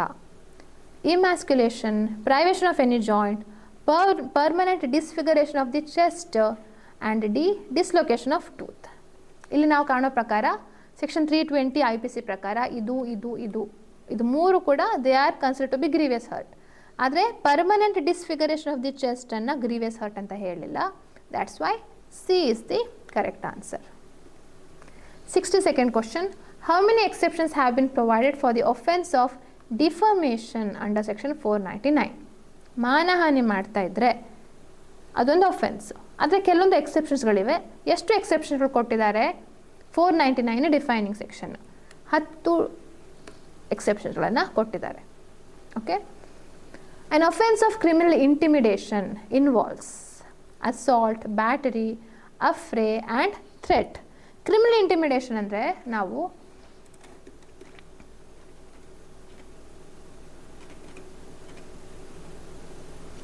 ಸೆಕ್ಷನ್ 503 ಬರುವಂಥದ್ದು ಕ್ರಿಮಿನಲ್ ಇಂಟಿಮಿಡೇಷನ್, ಲಾಸ್ಟ್ ಬರುವಂಥದ್ದು. ಆಯಿತಾ? 511 ಅಟೆಂಪ್ಟ್ ಅಲ್ವಾ, ಅಟೆಂಪ್ಟಿಗೆ ಕೊಡುವಂಥದ್ದು ಪನಿಷ್ಮೆಂಟ್. ಅದಕ್ಕಿಂತ ಸ್ವಲ್ಪ ಮೊದಲು ಬರುವಂಥದ್ದು ಕ್ರಿಮಿನಲ್ ಇಂಟಿಮಿಡೇಷನ್. ಇದು ಹೆಚ್ಚಾಗಿ ನಿಮಗೆ ಜಜ್ಮೆಂಟ್ ರೈಟಿಂಗ್ ಎಲ್ಲ ಇದು ಬರುತ್ತೆ, ಕಂಬೈನ್ಡ್ ಸೆಕ್ಷನ್ ಆಗಿ ಬರುತ್ತೆ. So so whoever threatens, so ಮುಖ್ಯವಾಗಿರುವಂಥದ್ದು ಥ್ರೆಟ್ ಹೇಳುವಂಥದ್ದು. ಇನ್ನೊಬ್ಬ ವ್ಯಕ್ತಿಗೆ ನಿನಗೆ ಹಾಗೆ ಮಾಡ್ತೇನೆ ಹೀಗೆ ಮಾಡ್ತೇನೆ ಅಂತ ಹೆದರಿಸ್ತಾರಲ್ಲ, that is known as criminal intimidation. ಅದು ಕೂಡ ಅಪರಾಧವೇ. ಸೊ 503 ಅಲ್ಲಿ assault, battery, affray or threat. Threat is the correct answer as per section 503 of IPC. Section 511 of IPC is not applicable to. 511 ಯಾವುದು? ಅಟೆಂಪ್ಟಿಗೆ ಹೇಳುವಂಥ offense. ಹೌದು, ಅಟೆಂಪ್ಟ್ ಯಾವುದೇ ಒಂದು offenseನ್ನು ನೀವು attempt ಮಾಡಿದರೆ ಅದು offense ಆಗುತ್ತೆ. ಸೊ ಆ ಅಟೆಂಪ್ಟ್ ಯಾವ್ಯಾವ ಒಫೆನ್ಸಸ್ಗಳಿಗೆ ಅಟೆಂಪ್ಟ್ಗಳ ಬಗ್ಗೆ ಪನಿಷ್ಮೆಂಟ್ ಕೊಟ್ಟಿಲ್ವೋ ಆವಾಗ ಸೆಕ್ಷನ್ 511 ಅಪ್ಲೈ ಆಗುತ್ತೆ. ಅಟೆಂಪ್ಟ್ ಟು ಮರ್ಡರ್ ಇದೆ, ಅಟೆಂಪ್ಟ್ ಟು ಕಮಿಟ್ ಸುಸೈಡ್, ಅದೆಲ್ಲವೂ ಕೂಡ ಸ್ಪೆಸಿಫಿಕ್ ಪ್ರಾವಿಷನ್ನೇ ಇದೆ. ಸೆಕ್ಷನ್ 309 ಇದೆ. ಪರ್ಟಿಕ್ಯುಲರ್ ಪ್ರಾವಿಷನ್ ಇರುವಾಗ 511 ಅಪ್ಲೈ ಆಗೋದಿಲ್ಲ. ಆದರೆ ರೇಪಿಗೆ, ಹರ್ಟಿಗೆ, ಥೆಫ್ಟಿಗೆ ಎಲ್ಲ ಬೇರೆ ಬೇರೆ ಪ್ರಾವಿಷನ್ ಇಲ್ಲ. We have to refer to 511. ಆದರೆ ಅಟೆಂಪ್ಟ್ ಟು ಕಮಿಟ್ ಸುಸೈಡ್ಗೆ you have a separate provision which is section 309. That's why A is the correct answer. Next one 65th. Who among the following holds his office at the pleasure of the president. ಇಲ್ಲಿ ಕೆಳಕಂಡ ಯಾರು who they hold the office at the pleasure of the president. President ಇದ್ರ ಪ್ರಕಾರ ಯಾರು hold ಮಾಡ್ತಾರೆ ಅಂತ, it is attorney general. ಯಾಕೆ ಅಂತ ಇಲ್ಲಿ ನೋಡಿ, ಇಲ್ಲಿ ನಾವು ಸೆಕ್ಷನ್ ಅಲ್ಲ ಆರ್ಟಿಕಲ್ 76 ನೋಡಿದರೆ ಅಪಾಯಿಂಟ್ಮೆಂಟ್ ಆಫ್ ಅಟಾರ್ನಿ ಜನರಲ್ ಅದ್ರ ಬಗ್ಗೆ ಹೇಳುವಂಥದ್ದು. ಅಟಾರ್ನಿ ಜನರಲ್ ಬಗ್ಗೆ he is the supreme law officer of the country. ದೇಶದ supreme law officer. He shall hold office during the pleasure of the president ಅಂತ ನಾವು ಕಾಣ್ತೇವೆ. So that's why here as per article 76 this is the correct answer. Next 66. Who of the following has the right to participate in proceedings of the state legislature? Advocate general ಅಂತ ಇರ್ತಾರೆ, ಸ್ಟೇಟಿನ highest ಲಾ officer. ಹಾಗೆ attorney general ದೇಶದ highest ಲಾ officer. ಇವರಿಬ್ಬರಿಗೂ ಸಹ they can participate. ಅವರು ಯಾರು ಕೋರ್ಟಿಗೆ ಹೋಗೋರು ಅಲ್ವಾ, ಅಂಥವರು ಲೆಜಿಸ್ಲೇಚರ್ಗೆ ಬಂದು ಅಥವಾ ಪಾರ್ಲಿಮೆಂಟ್ಗೆ ಬಂದು they can participate. They have that power. Okay, ಇಲ್ಲಿ ನೋಡೋದಾದರೆ ಇಲ್ಲಿ ಸ್ಟೇಟ್ ಲೆಜಿಸ್ಲೇಚರ್ ಕೇಳಿದ್ದಾರೆ, ಅದಕ್ಕೋಸ್ಕರ ಅಡ್ವೊಕೇಟ್ ಜನರಲ್ ಅಂತ ಹಾಕ್ತಾರೆ. ಆರ್ಟಿಕಲ್ ಯಾವುದಂತಂದರೆ ಇಲ್ಲಿ ನೋಡಿ, ಕೇವಲ ಅಟಾರ್ನಿ ಜನರಲ್, ಮಿನಿಸ್ಟರ್ಸ್ ಕೂಡ ಆ ಪವರ್ ಇದೆ. ಸೊ ಆರ್ಟಿಕಲ್ 88 ಅಟಾರ್ನಿ ಜನರಲ್ಗೆ ಹೇಳ್ತಾರೆ, they can go for any house joint sitting, ಅದರದ್ದು ಪಾರ್ಲಿಮೆಂಟರಿ ಪ್ರೊಸೀಡಿಂಗ್ಸನ್ನು ನೋಡ್ಬೋದು ಅಂತ. ಹಾಗೆ ಕರೆಸ್ಪಾಂಡಿಂಗ್ ಸ್ಟೇಟಿಗೆ ಸಂಬಂಧಪಟ್ಟ article 177 which is for ministers, advocate general. Okay, so advocate general he can participate in the proceedings of the state legislature. 67th question. Leading question has been defined in Indian Evidence Act under section 41, section 121, section 141, section 144. So reading question ಅಂದರೆ ಉತ್ತರವನ್ನು ಸೂಚಿಸುವಂಥ ಕ್ವಶನ್ಸ್ಗಳು. ಆ ಥರ ಕ್ವಶನ್ಸ್ಗಳು chief ಎಕ್ಸಾಮಿನೇಷನಲ್ಲಿ ಕೇಳಬಾರ್ದು. ಅದು ಯಾವುದ್ರಲ್ಲಿ ಹೇಳ್ತಾರೆ? Section 141 of Indian evidence ಆ್ಯಕ್ಟಲ್ಲಿ ಹೇಳ್ತಾರೆ. Next, who among the following is known as the garden of public purse in India. Public purse ಅಂದರೆ ಒಂದು ದೇಶದ ಹಣವನ್ನು ಕಾಯುವವರು ಯಾರು ಅಂತ ಹೇಳಿ. ಯಾರು ಆಡಿಟ್ ಎಲ್ಲ ಮಾಡ್ತಾರೆ, ಯಾರು ಟ್ಯಾಕ್ಸ್ದ ಬಗ್ಗೆ ನೋಡ್ತಾರೆ ಅವರು. So it is comptroller and auditor general, CAG ಅಂತ ಹೇಳ್ತಾರೆ ಫುಲ್ ಶಾರ್ಟಲ್ಲಿ. ಸೊ ಆರ್ಟಿಕಲ್ 148 ಇಂದ 151 ಬಗ್ಗೆ ಕಾಂಪ್ಟ್ರೋಲರ್ ಆ್ಯಂಡ್ ಆಡಿಟರ್ ಜನರಲ್ ಬಗ್ಗೆ ಇರುವಂಥದ್ದು. ಸೊ ಅದು ಕೂಡ ಸ್ವಲ್ಪ ಇಂಪಾರ್ಟೆಂಟು, ಕಾನ್ಸ್ಟಿಟ್ಯೂಷನಲ್ ಪೊಸಿಷನ್ಸ್ ಅವುಗಳೆಲ್ಲ, ಅದನ್ನು ಓದ್ಕೊಳ್ಳಿ. 69th. Section 89 of CPC provides that the court shall attempt settlement of disputes in all cases where both parties specifically plead for settlement, in a case where at least one of the parties pleads for settlement, in a case where the court is satisfied that there is a possibility of arriving at a settlement that may be acceptable to both the parties. Section 89 ಹೇಳುವಂಥದ್ದು ಯಾವುದಕ್ಕೆ? Section 89 of CPC settlement of ಡಿಸ್ಪ್ಯೂಟ್ಸ್ಗಳ ಬಗ್ಗೆ, outside the court settlement of ಡಿಸ್ಪ್ಯೂಟ್ಸ್ಗಳ ಬಗ್ಗೆ ಹೇಳುವಂಥದ್ದು ಯಾವ ಸಂದರ್ಭದಲ್ಲಿ court ಹೇಳುತ್ತೆ. ಸೊ ಯಾವಾಗ ಪಾಸಿಬಿಲಿಟಿ ಇದೆ, ಸೆಟಲ್ಮೆಂಟ್ ಆಗುವಂಥ ಪಾಸಿಬಿಲಿಟಿ ಇದೆ, ಆವಾಗ ಹೇಳುವಂಥದ್ದು. So D is the correct answer. Next one. The provisions regarding friendly suits ಹೇಳುವಂಥದ್ದು ಅದು ಕೂಡ ಒಂದು ವಿಷಯ ಇದೆ. ಅಂದರೆ ಯಾವುದೋ ಒಂದು ವಿಷಯವನ್ನು ರೆಫರ್ ಮಾಡಿ ಇದಕ್ಕೆ ಉತ್ತರ ಕೊಡಿ ಅಂತ ಹೇಳುವಂಥದ್ದು. ಏನೋ ಡೌಟ್ಸ್ ಇರುತ್ತೆ. ಸೊ ಬೇರೆ ನಾರ್ಮಲ್ ಸೂಟ್ಸಲ್ಲಿ ಡಿಸ್ಪ್ಯೂಟ್ ಇರುತ್ತೆ. ಇದರಲ್ಲಿ ಡಿಸ್ಪ್ಯೂಟ್ ಅಂತ ಇಲ್ಲ, ಒಂದು ಏನೋ ಡೌಟ್ ಇದೆ ಅದನ್ನು ಕ್ಲಾರಿಫೈ ಮಾಡ್ಕೊಳ್ಳಿಕ್ಕೆ. So that is govern under section 90 ಮತ್ತು ಆರ್ಡರ್ 36 ಕಾಣ್ತವೆ. ಸಣ್ಣ ಪ್ರಾವಿಷನ್, ಬಟ್ ಸ್ಟಿಲ್ ಈ ಥರ ಕೇಳ್ಬೋದು ಯಾವುದಕ್ಕೆ ಸಂಬಂಧಪಟ್ಟದಂತ ಹೇಳಿ. Section 90 of order 36.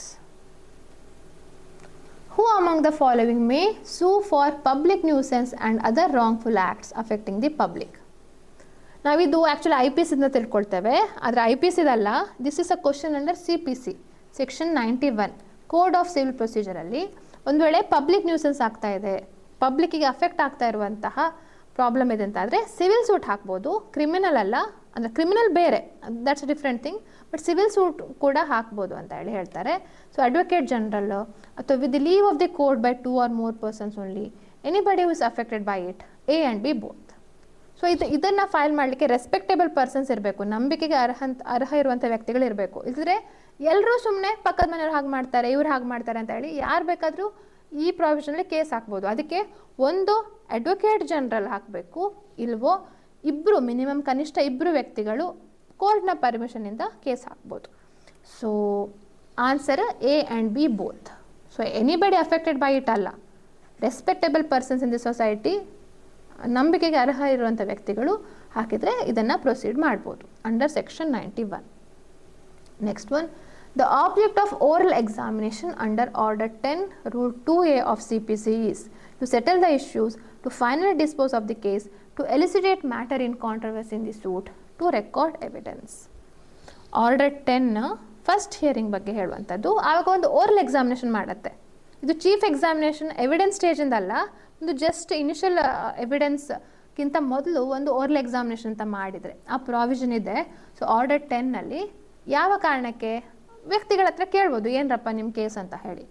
To elucidate matter in controversy in the suit, ಏನು ವಿಷಯ, ಏನು ಕಾಂಟ್ರವರ್ಸಿ ಇದೆ, ಯಾಕೆ ಡಿಸ್ಪ್ಯೂಟ್ ಇದೆ ಅಂತ ತಿಳ್ಕೊಳ್ಳಿಕ್ಕೆ ಕೋರ್ಟು ಓರಲ್ ಎಕ್ಸಾಮಿನೇಷನ್ ಮಾಡ್ಬೋದು.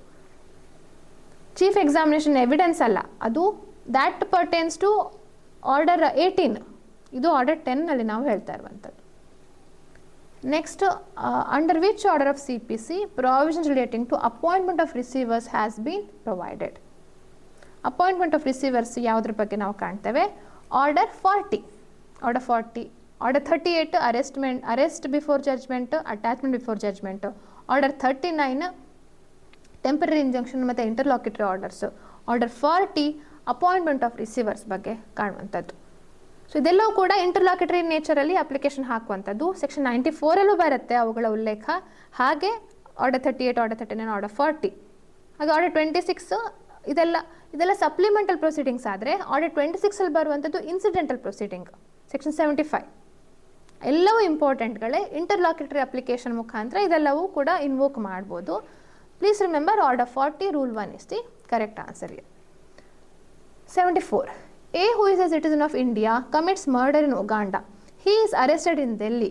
He can be tried and convicted of murder. ಇದು ಆ್ಯಕ್ಚುಲಿ IPCದು ಕ್ವಶನ್ನು, ಆದರೆ CRPCಯ ಅಪ್ಲಿಕೇಶನ್ ಇದೆ. IPCಲಿ ಏನು ಹೇಳ್ತಾರೆ, ಭಾರತದ ಸಿಟಿಸನ್ ಎಲ್ಲೇ ಆಫೆನ್ಸ್ ಕಮಿಟ್ ಮಾಡಿದ್ರು ಅವನು ಪನಿಷೇಬಲ್, ಅದು extra territorial operation of the Indian penal code ಅಂತ ಹೇಳಿ ನಾವು ನೋಡ್ತೇವೆ. ಹಾಗೆ ಅವ್ನು ಸಿಕ್ಕಿದ್ರೆ ಅವನನ್ನು ಎಲ್ಲಿ ಪನಿಷ್ಮೆಂಟ್ ಮಾಡಬೇಕು, ಟ್ರಯಲ್ ಮಾಡಬೇಕಲ್ವಾ. ಸೊ ಅವನನ್ನು ಅರೆಸ್ಟ್ ಮಾಡಿದರು, ಎಲ್ಲಿ ಟ್ರೈ ಮಾಡಬೇಕು, ಉಗಂಡದಲ್ಲ ಅಥವಾ ಲೈಕ್ ದ್ಯಾಟ್ಸ್ ದ ಕ್ವಶನ್. ಅದಕ್ಕೆ ನಾವು ಸೆಕ್ಷನ್ 188 ಆಫ್ CRPCಯ ಪ್ರಾವಿಷನ್ಗೆ ಹೋಗಬೇಕಾಗತ್ತೆ. ಅದು ಡೆಲ್ಲಿಯಲ್ಲಿ ಎಲ್ಲಿ ಅರೆಸ್ಟ್ ಆಗಿರ್ತಾನೆ ಅಲ್ಲಿ ಟ್ರಯಲ್ ಮಾಡಬೇಕು, where he is found. Okay, 188 of CRPC. Jurisdiction of the courts ಹೇಳುವಂಥ ಚಾಪ್ಟರ್ ಬರುತ್ತೆ, ಅದರಲ್ಲಿ ಇದೆಲ್ಲ ನಾವು ಕಾಣ್ಬೋದು. 188 ಬರುತ್ತೆ. Next, in famous case of Supreme Court has provided strict guidelines related to right of arrested persons. So ಸಕರಿ Basu case, okay, Hussainara Khatoon versus state of West Bengal, DK Basu versus State of West Bengal, and D, none of this. So ಏನಾಯ್ತು ಇದು answer D K. Basu. This is a very famous case. ಇದ್ರ ಪ್ರಕಾರ ಈ ಕೇಸಲ್ಲಿ guidelines ಹೇಳಿದರು, arrest ಆಗುವಂಥ ವ್ಯಕ್ತಿಯ ಯಾವುದ್ಯಾವುದು ರೈಟ್ಸ್ಗಳಿವೆ ಅಂತ. ಸೊ ಹಾಗೆ ರೈಟ್ಸ್ಗಳು ಆ ಗೈಡ್ಲೈನ್ಸ್ ಮುಖಾಂತರನೇ, ಈ ಗೈಡ್ಲೈನ್ಸ್ ಮಾಡಿದ್ದಕ್ಕೆ ಸೆಕ್ಷನ್ 41ನಲ್ಲಿ ಕೆಲವೊಂದು ಚೇಂಜಸ್ಗಳನ್ನ ತಂದರು. 41A 41B ಅದೆಲ್ಲ ಕೂಡ ಹೊಸ ಮತ್ತೆ ಅಮೆಂಡ್ಮೆಂಟ್ ಆಗಿ ಆ್ಯಡ್ ಆಯಿತು ಪ್ರೊವಿಷನ್ಸ್. ಅದರ ಫಸ್ಟ್ ನಾವು ಒಬ್ಬ ಅರೆಸ್ಟ್ ಆಗಿರುವಂಥ ವ್ಯಕ್ತಿಯ ರೈಟ್ಸ್ಗಳು ನಾವು D K. Basu versus state of West ಬೆಂಗಾಲಲ್ಲಿ ನಾವು ಕಾಣ್ತೇವೆ. 76 question, which one of the following cases is a landmark case on first information report? FIR ಬಗ್ಗೆ ಯಾವುದೊಂದು landmark case? Lalita Kumari, Motiram, Abdul Karim, Neelam Katara. So ಅದು ಲಲಿತಾ ಕುಮಾರಿ ಕೇಸ್. ಇದು ನಾನು I think I have done in YouTube, ನಂದು YouTube ಚಾನಲಲ್ಲೇ ಇದ್ರ ಬಗ್ಗೆ ಲಲಿತಾ ಕುಮಾರಿ ಕೇಸ್ ಬಗ್ಗೆ ಹೇಳಿದ್ದೇನೆ. ಸೊ ಅದನ್ನು ಒಂದ್ಸಲ ಇಂಪಾರ್ಟೆಂಟ್ ಕೇಸ್ ಲಾಸ್ 41ನಲ್ಲಿ ಎಲ್ಲ ಬರುವಂಥದ್ದು. ಅರುಣೇಶ್ ಕುಮಾರ್ ಕೇಸ್ ಅದೆಲ್ಲ ಹೇಳಿದ್ದಾನೆ. ಸೊ ಲಲಿತಾ ಕುಮಾರಿ ರಿಗಾರ್ಡಿಂಗ್ FIR, ಯಾವ ರೀತಿ FIR ಹೇಗಿರಬೇಕು ಹೇಳುವಂಥದ್ದೆಲ್ಲ ಮೆನ್ಷನ್ ಮಾಡಿದ್ದಾರೆ. Indian Evidence Act does not expressly mention about oral evidence, documentary evidence, secondary evidence and circumstantial evidence. Oral ನೋಡಿ, ಪ್ರತಿಯೊಂದು ಸರ್ಕಮ್ಸ್ಟಾನ್ಷಿಯಲ್ ಬಗ್ಗೆ ಹೇಳಿಲ್ಲ, ಓರಲ್ ಎವಿಡೆನ್ಸ್ ಬಗ್ಗೆ ಹೇಳಿದ್ದಾರೆ. ಹಾಗೆ ಡಾಕ್ಯುಮೆಂಟ್ರಿ ಎವಿಡೆನ್ಸ್ ಇಲ್ಲೆಲ್ಲ ನಾವು ಕಾಣ್ತೇವೆ ನೋಡಿ. ಸೆಕ್ಷನ್ 59 ಇದೆ, ಸೆಕ್ಷನ್ 60, ಸೆಕ್ಷನ್ 61 ಇದೆಲ್ಲವೂ ಕೂಡ like they are mentioning about oral ಇರಲಿ, ಡಾಕ್ಯುಮೆಂಟ್ರಿ ಇರಲಿ, ಅಥವಾ ಪ್ರೈಮರಿ ಎವಿಡೆನ್ಸ್, ಸೆಕೆಂಡ್ರಿ ಎವಿಡೆನ್ಸ್ ಬಗ್ಗೆ ಎಲ್ಲ ಹೇಳ್ತಾರೆ. ಪರ್ಟಿಕ್ಯುಲರ್ ಸೆಪರೇಟ್ ಸೆಕ್ಷನ್ಗಳೇ ಇವೆ. ಆದರೆ ಸರ್ಕಮ್ಸ್ಟಾನ್ಷಿಯಲ್ ಎವಿಡೆನ್ಸ್ ಬಗ್ಗೆ ಸಪ್ರೇಟ್ ಸೆಕ್ಷನ್ ಇಲ್ಲ, ಅದ್ರ ಬಗ್ಗೆ ರೂಲ್ಸ್ ಇದೆ. ಅದು ಹಲವಾರು ಕೇಸ್ ಲಾಸ್ಗಳಲ್ಲಿ ಕಾಣ್ತೇವೆ, ಸಾಂದರ್ಭಿಕ ಸಾಕ್ಷ್ಯ ಅಂತ ಹೇಳಿ ಕಾಣೋದಲ್ಲಿ. 78th, in which of the following cases it was held that a person has a right to protection under section 161(2) of CRPC against questions, the answer of which would have a tendency to a criminal charge? ಅಂದರೆ ಒಬ್ಬ ವ್ಯಕ್ತಿಗೆ right of self incrimination ಅಂತ ಹೇಳಿ ನಾವು ಹೇಳ್ತೇವೆ, which is recognised under constitution also. Self incrimination. So this was recognised right against self incrimination ಅಂತ. This was ಇದು Nandini Satpati versus PL ದಾನಿ ಇಲ್ಲಿ ನಾವು ಕಾಣ್ತೇವೆ, ಈ ಕೇಸಲ್ಲಿ ಹೇಳಿದ್ದಾರೆ. Warrant case. Next question, warrant case means a case in which a police officer cannot arrest without a warrant. So ಇದಲ್ಲ, this is not the proper. ಯಾಕೆಂದರೆ ಕಾಗ್ನಿಸಬಲ್, ನಾನ್ ಕಾಗ್ನಿಸಬಲ್ ಆ ಕ್ಯಾಟಗರಿಲಿ ಈ ಅರೆಸ್ಟ್ ವಿತೌಟ್ ವಾರೆಂಟ್ ಬರುವಂಥದ್ದು. So warrant ಕೇಸಿಗೆ ಅಲ್ಲ. Next, in which the court in the first instance shall issue a warrant of arrest against the accused. ಇದು ಅಲ್ಲ. Relating to an offence punishable with imprisonment for a term not exceeding 2 years. ಇದು ಅಲ್ಲ. But warrant case is such an offence which relates to an offence punishable with death, imprisonment for life, imprisonment for a term exceeding 2 years. So D is the correct answer. Next one, 80th question. Under section 97 of CRPC, search warrant to find out a person can be issued if CRPC ಅಲ್ಲಿ summons ಕೊಡ್ಬೋದು, compel ಮಾಡಲಿಕ್ಕೆ, ಒಂದು ವಸ್ತುವನ್ನು ತಂದಿಡಬೇಕು ಅಂತ ಹೇಳಲಿಕ್ಕೆ summons ಕೊಡ್ಬೋದು, ಇಲ್ವಾ search warrant ಮಾಡ್ಬೋದು. ಸೊ ಸರ್ಚ್ ವಾರೆಂಟು 6 ಸಂದರ್ಭಗಳಲ್ಲಿ ಬೇರೆ ಬೇರೆ ಥರ ಸರ್ಚ್ ವಾರೆಂಟ್ ಇದೆ. ಅದರಲ್ಲಿ ಬರುವಂಥದ್ದು ಸೆಕ್ಷನ್ 97 ಹೇಳುವಂಥದ್ದು. ಅದೊಂದು ಮಿನಿ ಹೇಬಿಯಸ್ ಕಾರ್ಪಸ್ ಅಂತಲೇ ಕರೀತಾರೆ. ಯಾಕೆಂದರೆ this is issued, magistrate issue ಮಾಡ್ಬೋದು ಯಾವಾಗ ಒಬ್ಬ ವ್ಯಕ್ತಿ if is wrongfully confined section 97 invoke ಮಾಡಿ ಆ ಕಾಣದೇ ಇರೋ ವ್ಯಕ್ತಿಯನ್ನು ಹುಡುಕಿ ಕೊಡಿ ಅಂತ ಹೇಳಿ ಸರ್ಚ್ ವಾರೆಂಟನ್ನು ಇಶ್ಯೂ ಮಾಡುವಂಥದ್ದು. 98 ಯಾವ್ದಾದ್ರು ಹೆಂಗಸರನ್ನು ಅಬ್ಡಕ್ಟೆಡ್ ಫೀಮೇಲ್ಸ್ಗಳಿದ್ದರೆ ಅವರನ್ನು ಹುಡುಕ್ಲಿಕ್ಕೆ, ಅದರದ್ದು ಸಣ್ಣ ವಿಂಗ್ ಇದು 98, ಅದರದ್ದೇ ಹೆಂಗಸರಿಗೆ ಸಂಬಂಧಪಟ್ಟದ್ದು. So section 97 the person is wrongfully confined. Next one, admission means. Admission ಅಂದರೆ ಏನು? Statements made before court, statement made in a document, statement suggesting inference as to any fact and issue, the none of the above. ನಾವು section 17 of Indian evidence Act ನೋಡಿದರೆ it is statement suggesting inference ಒಂದು ವಿಷಯದ ಬಗ್ಗೆ inference ಒಂದು ಇದು ಬರುವಾಗೆ, ಮಾಹಿತಿ ಬರುವಾಗೆ ಹೇಳುವಂತಹ ವಿಷಯಕ್ಕೆ, ಒಂದು ಹೇಳಿಕೆಗೆ ಅಡ್ಮಿಷನ್ ಅಂತ ಕರೀತಾರೆ. C is the correct answer. Next 82nd question. Under section 106 of CRPC, which of the following courts has power to release the offender on security for keeping the peace and for good behavior? 106, 107, 8, 108, 109, 110 ಇದೆಲ್ಲವೂ ಕೂಡ bond ಬರ್ಕೊಳ್ಳಿಕ್ಕೆ ಇರುವಂಥದ್ದು. CRPCಯಲ್ಲಿ security ಕೊಡುವಂಥದ್ದು. Bond ಅಂದರೆ security ಕೊಡುವಂಥದ್ದು. So ಇದು ಒಂದೇ ಯಾವಾಗ ಕೋರ್ಟ್ಸ್ಗಳಿರ್ತಾವಲ್ಲ, ಇದೆಲ್ಲವೂ ಎಕ್ಸಿಕ್ಯೂಟಿವ್ ಮ್ಯಾಜಿಸ್ಟ್ರೇಟು, ಪೊಲೀಸರು ಅವರೆಲ್ಲ ತಗೊಳ್ಳುವಂಥದ್ದು. ಆದರೆ 106 ಮಾತ್ರ sessions court, magistrate court, appellate court, ಯಾವುದೇ ಕೋರ್ಟ್ ಇರಲಿ, ಕನ್ವಿಕ್ಷನ್ ಆದ ಟೈಮಿಗೆ ಆ ಕನ್ವಿಕ್ಟೆಡ್ ಆದ ವ್ಯಕ್ತಿಯಿಂದ ಬಾಂಡ್ ತಗೊಳ್ಳುವಂಥದ್ದು. ಓಕೆ, ಅದಕ್ಕೆ all of the above is the correct answer.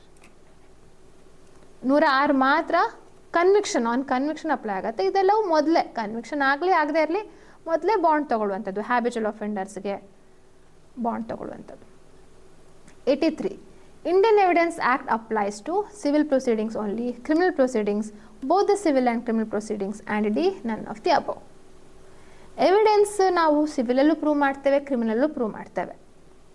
ಆದರೆ ಕೆಲವೊಂದು ಪ್ರೂವ್ ಮಾಡುವಂಥ ಮೆಥಡ್ ಬೇರೆ, ಅದರದ್ದು ಸ್ಟ್ಯಾಂಡರ್ಡ್ ಆಫ್ ಪ್ರೂಫ್ ಬೇರೆ.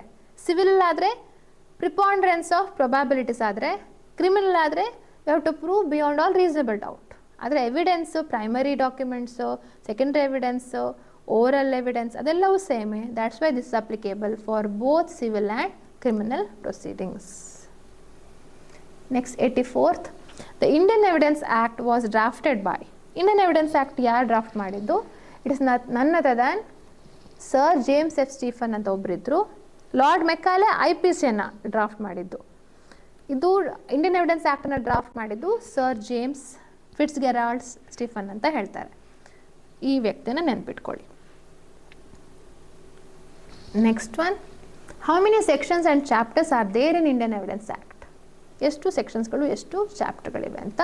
ಸೊ 167 11 ಚಾಪ್ಟರ್ಸ್, 162, ಸೊ ಟೋಟಲ್ ಆಗಿ ಆ್ಯಕ್ಚುಲಿ ಇದು 167 11 ಚಾಪ್ಟರ್ಗಳಿವೆ, 3 ಭಾಗಗಳಿವೆ, 3 ಪಾರ್ಟ್ಸ್, 11 ಚಾಪ್ಟರ್ಸ್ ಆ್ಯಂಡ್ 167 ಸೆಕ್ಷನ್ಸ್ಗಳು.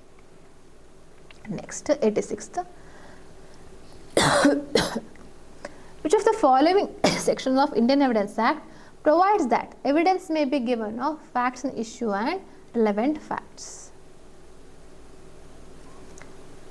ಸೆಕ್ಷನ್ 5 ಹೇಳುವಂಥ ಇಂಡಿಯನ್ ಎವಿಡೆನ್ಸ್ ಆ್ಯಕ್ಟಲ್ಲಿ ಇದೆಯಲ್ಲ, ಅದು ಹೇಳುತ್ತೆ ನೀವು ಎಲ್ಲದಕ್ಕೂ ಎವಿಡೆನ್ಸ್ ಕೊಡಬೇಕಾಗಿಲ್ಲ, ಕೇವಲ ಫ್ಯಾಕ್ಟಿನ್ ಇಶ್ಯೂಗಳಿಗೆ ಮತ್ತು ರಿಲೆವೆಂಟ್ ಫ್ಯಾಕ್ಟ್ಸ್ಗಳಿಗೆ ಮಾತ್ರ ಎವಿಡೆನ್ಸ್ ಕೊಟ್ಟಿದ್ರೆ ಸಾಕು. ಅಷ್ಟೇ ಕೊಡಬೇಕು, ಸಾಕು ಅಂತನೂ ಅಲ್ಲ, ಅಷ್ಟಕ್ಕೆ ಮಾತ್ರ ಎವಿಡೆನ್ಸ್ ಸೀಮಿತ ಆಗಿರಬೇಕು ಅಂತ ಹೇಳುವಂಥದ್ದೇ ಸೆಕ್ಷನ್ 5. ಸೊ ರೆಲೆವೆಂಟ್ ಫ್ಯಾಕ್ಟ್ಸ್ಗಳು ಯಾವುದ್ಯಾವುದು ಅಂತ ಹೇಳುವಂಥದ್ದೆಲ್ಲ ಸೆಕ್ಷನ್ 6ಇಂದ ಸ್ಟಾರ್ಟ್ ಆಗುತ್ತೆ. ಸೆಕ್ಷನ್ 6ಇಂದ ಸೆಕ್ಷನ್ 55 ತನಕ ಕಂಟಿನ್ಯೂ ಆಗ್ತಾ ಹೋಗುತ್ತೆ. 87. Facts not otherwise relevant are relevant if they are inconsistent with any fact in issue or relevant fact. ಅಂದರೆ ಉದಾಹರಣೆಗೆ ಒಬ್ಬ ವ್ಯಕ್ತಿ ಸತ್ತೋಗಿದ್ದಾನೆ ಅಂತ ಒಂದು ಫ್ಯಾಕ್ಟಿನ issue, whether A has murdered B ಅಂತ ಹೇಳುವಂಥದ್ದು. ಈಗ ನೀವು ಒಂದು ಬಹಳ ಇಂಪಾರ್ಟೆಂಟ್ ಮಾಹಿತಿ ತರ್ತೀರಿ, ಬಿ ಬದುಕಿದಾನೆ ಅಂತ ಹೇಳಿದರೆ ಮರ್ಡರ್ ಆಗಿರೋದಕ್ಕೂ ಈ ಫ್ಯಾಕ್ಟಿಗೂ ಇಟ್ ಈಸ್ ಇನ್ಕನ್ಸಿಸ್ಟೆಂಟ್. ಆದರೆ ದಿಸ್ ಇಸ್ ವೆರಿ ರೆಲೆವೆಂಟ್. ಇದನ್ನು ಅಲ್ಲಗಳಿಲಿಕ್ಕೆ, ವಿಚ್ ಇಸ್ ಇನ್ಕನ್ಸಿಸ್ಟೆಂಟು, ಅಲ್ಲಗಳಿಲಿಕ್ಕೆ ಇದು ಕಂಪ್ಲೀಟಾಗಿ ರೆಲೆವೆಂಟ್ ಆಗುತ್ತೆ. ಅದಕ್ಕೋಸ್ಕರ ಸೆಕ್ಷನ್ 11ಅಲ್ಲಿ ಬರುತ್ತೆ. ಫ್ಯಾಕ್ಟ್ಸ್ ನಾಟ್ ಇಲ್ದಿದ್ರೆ ಸುಮ್ಮನೆ ಇದು ರೆಲೆವೆಂಟ್ ಆಗೋದಿಲ್ಲ, ಆದರೆ ಅದು ಇನ್ಕನ್ಸಿಸ್ಟೆಂಟ್ ಅಂತ ಹೇಳೋ ಕಾರಣಕ್ಕೆ ರೆಲೆವೆಂಟ್ ಆಗೋದಕ್ಕೆ ಇಂಡಿಯನ್ ಎವಿಡೆನ್ಸ್ ಆ್ಯಕ್ಟಲ್ಲಿ ಸೆಕ್ಷನ್ 11ಅಲ್ಲಿ ರೆಲೆವೆಂಟ್ ಆಗುತ್ತೆ. ಹಾಗೆ ಪ್ಲೀ ಆಫ್ ಅಲಿಬಿ, ಒಬ್ಬ ವ್ಯಕ್ತಿ ಕಲ್ಕತ್ತಾದಲ್ಲಿ ಒಬ್ಬನ ಕೊಲೆ ಮಾಡ್ದ ಅಂತ ಹೇಳ್ತಾರೆ. ಆದರೆ ಅದೇ ದಿನ ಅವನು ತುಂಬ ದೂರದ ಊರಲ್ಲಿ, ಆ ದಿನ ಬಂದು ತಲುಪಲಿಕ್ಕೆ ಸಾಧ್ಯ ಇಲ್ಲ, ಅಂದರೆ ಮೇ ಬಿ ಇನ್ ಅಮೇರಿಕಾ ಅಲ್ಲಿದ್ದ ಅಂತ ಪ್ರೂವ್ ಮಾಡಿದರೆ, ಅಮೆರಿಕಾದಲ್ಲಿ ಇದ್ದಾನೆ ಹೇಳುವಂಥದ್ದು ಇದೇನು ಈ ಕೇಸಿಗೆ ಕಂಪ್ಲೀಟ್ ಅಲ್ಲ.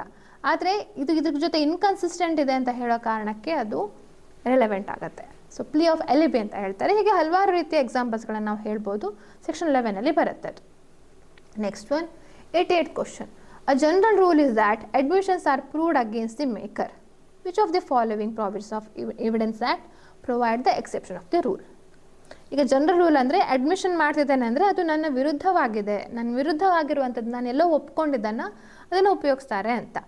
ಕೆಲವೊಂದು ಸಲ ಕೆಲವೊಂದು ವಿಷಯಗಳನ್ನು ಅಡ್ಮಿಷನನ್ನು ನನ್ನ ವಿರುದ್ಧ ಅಲ್ಲ ನನ್ನ ಪರವಾಗೂ ಉಪಯೋಗಿಸ್ಕೊಳ್ಬೋದು ಹೇಳುವಂಥದ್ದು. ಅದು ಎಕ್ಸೆಪ್ಷನ್ ಸೆಕ್ಷನ್ 21 ಕೊಡ್ತಾರೆ. ಕೆಲವೊಂದು ಡೈಯಿಂಗ್ ಡಿಕ್ಲರೇಷನ್ನು ಒಬ್ಬ ವ್ಯಕ್ತಿ ಇಲ್ಲದೇ ಇದ್ದರೆ ಅಂಥ ಸಂದರ್ಭದಲ್ಲ ಅವನು ಹೇಳಿರುವಂಥ ಸ್ಟೇಟ್ಮೆಂಟು ಅವನ ವಿರುದ್ಧ ಅಲ್ಲ ಪರವಾಗೂ ಉಪಯೋಗಿಸ್ಕೊಳ್ಬೋದು. ಸೊ ಸೆಕ್ಷನ್ 21 ಹೇಳ್ತಾರೆ. 89th, confession caused by inducement, threat or promise when irrelevant in criminal proceedings is covered by. ಒಂದು ಕನ್ಫೆಷನನ್ನು ಥ್ರೆಟ್ ಮುಖಾಂತರ ಅಥವಾ ಪ್ರಾಮಿಸ್ ಅಥವಾ ಇಂಡ್ಯೂಸ್ಮೆಂಟ್ ಏನೋ ನಿಂಗೆ ಕೊಡ್ತೇನೆ ಅಂತ ಹೇಳಿ ಆ ಮುಖಾಂತರ ಕನ್ಫೆಷನ್ ತೊಗೊಂಡ್ರೆ ದ್ಯಾಟ್ಸ್ ಅನ್ ಇರ್ರೆಲೆವೆಂಟ್ ಎವಿಡೆನ್ಸ್ ಅಂತ ಹೇಳಿ ಹೇಳ್ತಾರೆ. ಸೊ ಯಾವ ಸೆಕ್ಷನಲ್ಲಿ ಹೇಳ್ತಾರೆ? ಅದು ಸೆಕ್ಷನ್ 24 ಆಫ್ ಎವಿಡೆನ್ಸ್ ಆ್ಯಕ್ಟಲ್ಲಿ ನಾವು ನೋಡ್ಬೋದು. Next one, 90th question. The evidence act provides for exception of the hearsay rule under. Okay, so hearsay ಹೇಳುವಂಥದ್ದು ಏನು? Hearsay rule is not acceptable actually. ಯಾಕೆಂದರೆ ಇಂಡಿಯನ್ ಎವಿಡೆನ್ಸ್ ಆ್ಯಕ್ಟಲ್ಲಿ ಕೇವಲ ಡೈರೆಕ್ಟ್ ಎವಿಡೆನ್ಸ್ ಮಾತ್ರ. ನೀವು ಕಣ್ಣಾರೆ ಖುದ್ದಾಗಿ ನೋಡಿದ್ದೀರಾ ಅಥವಾ ನಿಮಗೆ ಖುದ್ದಾಗಿ ಮುಟ್ಟಿದ್ದೀರಾ ಅಂದರೆ ನಿಮ್ಮ 5 ಇಂದ್ರಿಯಗಳ ಮುಖಾಂತರ ಯಾವುದು ನೀವು ಫ್ಯಾಕ್ಟ್ಸನ್ನು ಗ್ರಹಿಸ್ತೀರಿ, ಯಾವ ಸಂಗತಿಗಳನ್ನು ಗ್ರಹಿಸ್ತೀರಿ, ಅದನ್ನು ಯಾರು ಎಕ್ಸ್ಪೀರಿಯನ್ಸ್ ಮಾಡಿರ್ತಾರೆ ಅವರು ಮಾತ್ರ ಎವಿಡೆನ್ಸ್ ನೀಡುವಂಥದ್ದು ಸರಿ. ಅವ್ರು ಹೇಳ್ತಿದ್ರು ಅಂತ ನಾನು ಕೇಳಿದೆ ಅಂತ, ಲೈಕ್ ಅವನು ಕೊಲೆ ಆಗಿದ್ದಾನಂತೆ ಅಂತ ಹೇಳಿ ಅವ್ರು ಮಾತಾಡ್ಕೊಳ್ತಿದ್ರು, ಅದಕ್ಕೆ ನಾನು ಎವಿಡೆನ್ಸ್ ಕೊಡ್ತಿದ್ದೇನೆ ಅಂತ ಹೇಳಿದರೆ ಅದು ಕಂಪ್ಲೀಟಾಗಿ ಹಿಯರ್ಸ್ ಎವಿಡೆನ್ಸ್ ಆಯಿತಾ. ಅದು ದ್ಯಾಟ್ಸ್ ನಾಟ್ ಅಕ್ಸೆಪ್ಟೇಬಲ್. ಆದರೆ ಕೆಲವೊಂದು ಸಂದರ್ಭದಲ್ಲಿ ಬೇರೆ ಯಾರೋ ಹೇಳಿದ್ದಾರೆ ಅಂತ ಹೇಳಿ ನಾವು ಕೋರ್ಟಲ್ಲಿ ಬಂದು ನುಡಿಯುವಂಥದ್ದು ಅದು ಕೂಡ ಅಕ್ಸೆಪ್ಟೇಬಲ್ ಆಗುತ್ತೆ. ಯಾವಾಗ ಅದು ಹೆಚ್ಚಾಗಿ ಡೈಯಿಂಗ್ ಡಿಕ್ಲರೇಷನ್ನು ಈ ಸೆಕ್ಷನ್ 32-33 ಎಕ್ಸಾಕ್ಟ್ಲಿ ಹೇಳ್ಬೋದು ಆಯಿತಾ. ಇದರಲ್ಲೆಲ್ಲ ಕೆಲವೊಂದು ಮಧ್ಯ ಸೆಕ್ಷನ್ಸ್ಗಳು ಕೆಲವೊಂದು ದೇ ಆರ್ ಅಕ್ಸೆಪ್ಟೇಬಲ್, ಎಲ್ಲದೂ ಅಲ್ಲ, ಕೆಲವೊಂದು ಸೆಕ್ಷನ್ಸ್ಗಳು. ಸೊ ಇದನ್ನು ನಾವು ಡೈರೆಕ್ಟಾಗಿ ಹೇಳ್ಬೋದು. ಇದರಲ್ಲೆಲ್ಲ ಇಲ್ಲ ಅಂತ ಅಲ್ಲ, ಇದರಲ್ಲೂ ಕೂಡ ಕೆಲವೊಂದು ಹಿಯರ್ಸೆ ತರಹ ಇದ್ದರೂ ಸಹ ಅದನ್ನು ಅಕ್ಸೆಪ್ಟ್ ಮಾಡ್ತಾರೆ. ಆದರೆ ಕಂಪ್ಲೀಟಾಗಿ 17 to 39 ಅಲ್ಲ, 34 to 35 ಅಲ್ಲ. ಆದರೆ 32 ಮತ್ತು 33 ಅವುಗಳು ಇಟ್ ಈಸ್ ಹಿಯರ್ಸೆ ಅಂತ ಆದರೂ ಸಹ ಇಟ್ ಈಸ್ ಕಂಪ್ಲೀಟ್ಲಿ ವ್ಯಾಲಿಡ್. ಇದು ಇರುವಂಥದ್ದೇ statements made by witnesses not found which cannot be given who cannot come as witnesses ಅಂಥವರ ಸ್ಟೇಟ್ಮೆಂಟ್ಗಳನ್ನು ಹೇಳಿಕೆ ಅಂತ. That's why this is an exception for hearsay rule. 91st question. Which kind of jurisdiction is not mentioned under section 41 of Indian evidence act? Section 41 ಜಡ್ಜ್ಮೆಂಟ್ಗಳ ಬಗ್ಗೆ ಇರುವಂಥದ್ದು. ಯಾವ judgement conclusive ಆಗುತ್ತೆ ಹೇಳುವಂಥದ್ದು. ಸೊ ಕೆಲವೊಂದು ರೀತಿಯ ಜ್ಯೂರಿಡಿಕ್ಷನ್ ಕೊಟ್ಟಿದ್ದಾರೆ. ಪ್ರೊಬೇಟ್ ಜ್ಯೂರಿಡಿಕ್ಷನ್ನು, ಅಡ್ಮಿರಾಲ್ಟಿ, ಇನ್ಸಾಲ್ವೆನ್ಸಿ ಜ್ಯೂರಿಡಿಕ್ಷನಲ್ಲಿ ಕೊಟ್ಟಿರುವಂತಹ ಕೆಲವೊಂದು ಜಡ್ಜ್ಮೆಂಟ್ಸ್ಗಳು they are of the conclusive nature ಅಂತ ಹೇಳ್ತಾರೆ. ಬಟ್ ನಾಟ್ ರೆವೆನ್ಯೂ ಜ್ಯೂರಿಡಿಕ್ಷನ್ ಬಗ್ಗೆ ಇಲ್ಲಿ ಮೆನ್ಷನ್ ಮಾಡಿಲ್ಲ ಸೆಕ್ಷನ್ 41ನಲ್ಲಿ. ನೆಕ್ಸ್ಟ್ ಒನ್,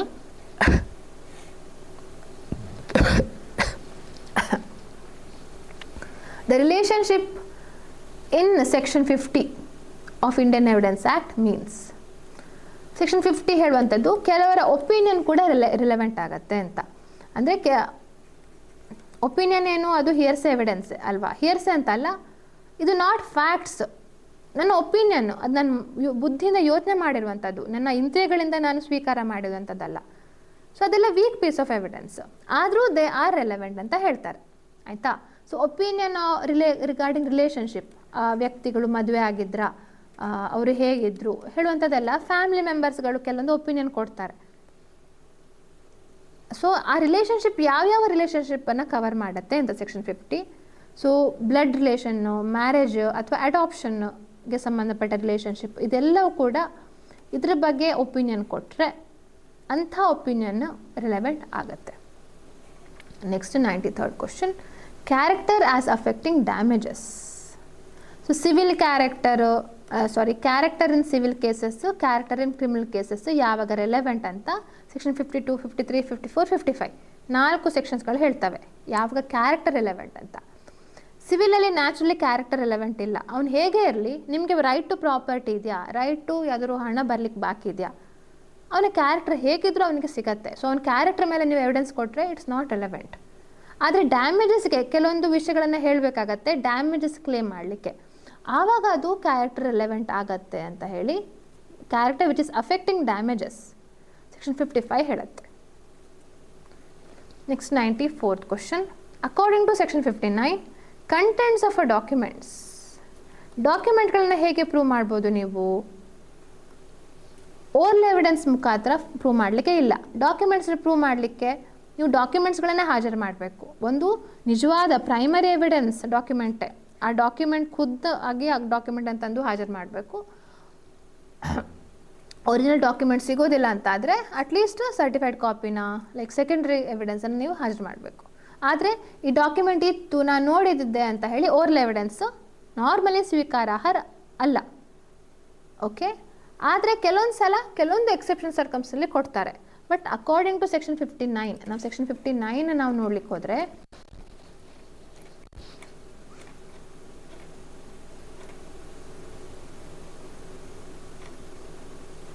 ನೋಡಿ, ಆಲ್ ಫ್ಯಾಕ್ಟ್ಸ್, ಯಾವುದೇ ಫ್ಯಾಕ್ಟ್ಸನ್ನು ಓರಲ್ ಎವಿಡೆನ್ಸ್ ಮುಖಾಂತರ ಪ್ರೂವ್ ಮಾಡ್ಬೋದು. ಯಾವುದೇ ಫ್ಯಾಕ್ಟ್ಸನ್ನು except contents of the documents ಅಥವಾ ಎಲೆಕ್ಟ್ರಾನಿಕ್ ರೆಕಾರ್ಡ್ಸ್. ಡಾಕ್ಯುಮೆಂಟ್ನ ಕಂಟೆಂಟ್ಸನ್ನು, ಎಲೆಕ್ಟ್ರಾನಿಕ್ ರೆಕಾರ್ಡ್ಸಿನ ಕಂಟೆಂಟ್ಸನ್ನು ಓರಲ್ ಎವಿಡೆನ್ಸ್ ಕೊಡ್ತಾನೆ ಅಂದರೆ ಆಗೋದಿಲ್ಲ. You have to prove it by way of documentary evidence only. So that's why answer is this cannot be proved by oral evidence. Oral evidence ಮುಖಾಂತರ prove ಮಾಡಲಿಕ್ಕೆ ಸಾಧ್ಯ ಇಲ್ಲ. 95th question. So I can see like Sharada, Shashikumar, Geetha, you are all answering. Okay, fine, correct ಇದೆ, ಕರೆಕ್ಟಾಗಿ answer ಮಾಡ್ತಿದ್ದೀರಿ. ನಾನು ಸ್ವಲ್ಪ ನಿಮ್ಗಿಂತ ಮುಂದೆ ಇದ್ದೇನೆ ನಿಮ್ಮ ಕ್ವಶನ್ ನೀವು ಆನ್ಸರ್ ಮಾಡೋ ಇದಕ್ಕೆ. ನಿಮಗೆ ಆನ್ಸರ್ ತಲುಪುವಂಥ ಟೈಮ್ ಲ್ಯಾಪ್ಸ್ ಇದೆಲ್ಲ ಸ್ವಲ್ಪ like I am ahead of this streaming. So ಅದಕ್ಕೋಸ್ಕರ ಕೆಲವೊಂದು ಸಲ ನಾನು just after some time I will be responding. Next section 62 of evidence act deals with primary evidence, secondary evidence, proof of documents by primary evidence, cases in which secondary evidence relating to documents may be given. Section 62 ಯಾವ ವಿಷಯದ ಬಗ್ಗೆ ಹೇಳುತ್ತೆ? Primary evidence ಅಂದರೆ ಯಾವ ವಿಷಯವನ್ನು, ಯಾವ ಡಾಕ್ಯುಮೆಂಟನ್ನು ನೀವು ಖುದ್ದಾಗಿ ಹಾಜರು ಮಾಡ್ತೀರಿ ಅದೇ ಪ್ರೈಮರಿ ಎವಿಡೆನ್ಸ್ ಅಂತ ಹೇಳುವಂಥದ್ದು. Okay, so it deals with primary evidence. 96th question. Which provision of the Evidence Act relates to presumptions as to documents 30 years old? ಅಂದರೆ ಯಾವುದಾದ್ರೂ ಸುಮಾರು ಹಳೆಯ ಡಾಕ್ಯುಮೆಂಟ್ ಆಗಿದ್ದರೆ, ಪುರಾತನವಾದ ಡಾಕ್ಯುಮೆಂಟ್. ಸೊ ಪುರಾತನ ಅಂತ ಎಷ್ಟು ವರ್ಷ ಕನ್ಸಿಡರ್ ಮಾಡ್ತೀರಿ? ಅಟ್ಲೀಸ್ಟ್ 30 ವರ್ಷ ಆಗಿದ್ದರೆ ಅದರಲ್ಲಿ ಏನು ಸಹಿ ಇರುತ್ತೆ, ಏನು ಬರ್ಕೊಂಡಿರತ್ತೆ ಅದೆಲ್ಲವೂ ಕೂಡ ಅವ್ರದ್ದೇ ಸಹಿ, ಯಾರ ಹೆಸರಿರತ್ತೆ ಅವ್ರದ್ದೇ ಸಹಿ ಅಂತ ಕನ್ಸಿಡರ್ ಆಗುತ್ತೆ.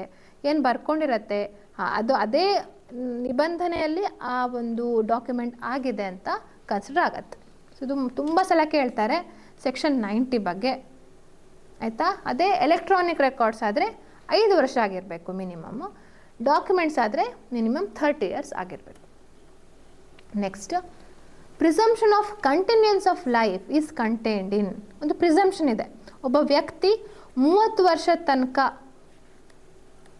30 ವರ್ಷದ ಅವಧಿಯಲ್ಲಿ ಅವನ ಬಗ್ಗೆ ಕೇಳಿದ್ದಾರೆ ಅಂತ ಆದರೆ ಅವನು ಬದುಕಿದ್ದಾನೆ ಅಂತ ಅರ್ಥ. ಇಲ್ವೋ ದೆನ್ ಪ್ರೂವ್ ಮಾಡಬೇಕು. ಯಾರು ಸತ್ತಿದ್ದಾನೆ ಅಂತ ಹೇಳ್ತಾರಲ್ಲ, he has to prove that he is dead.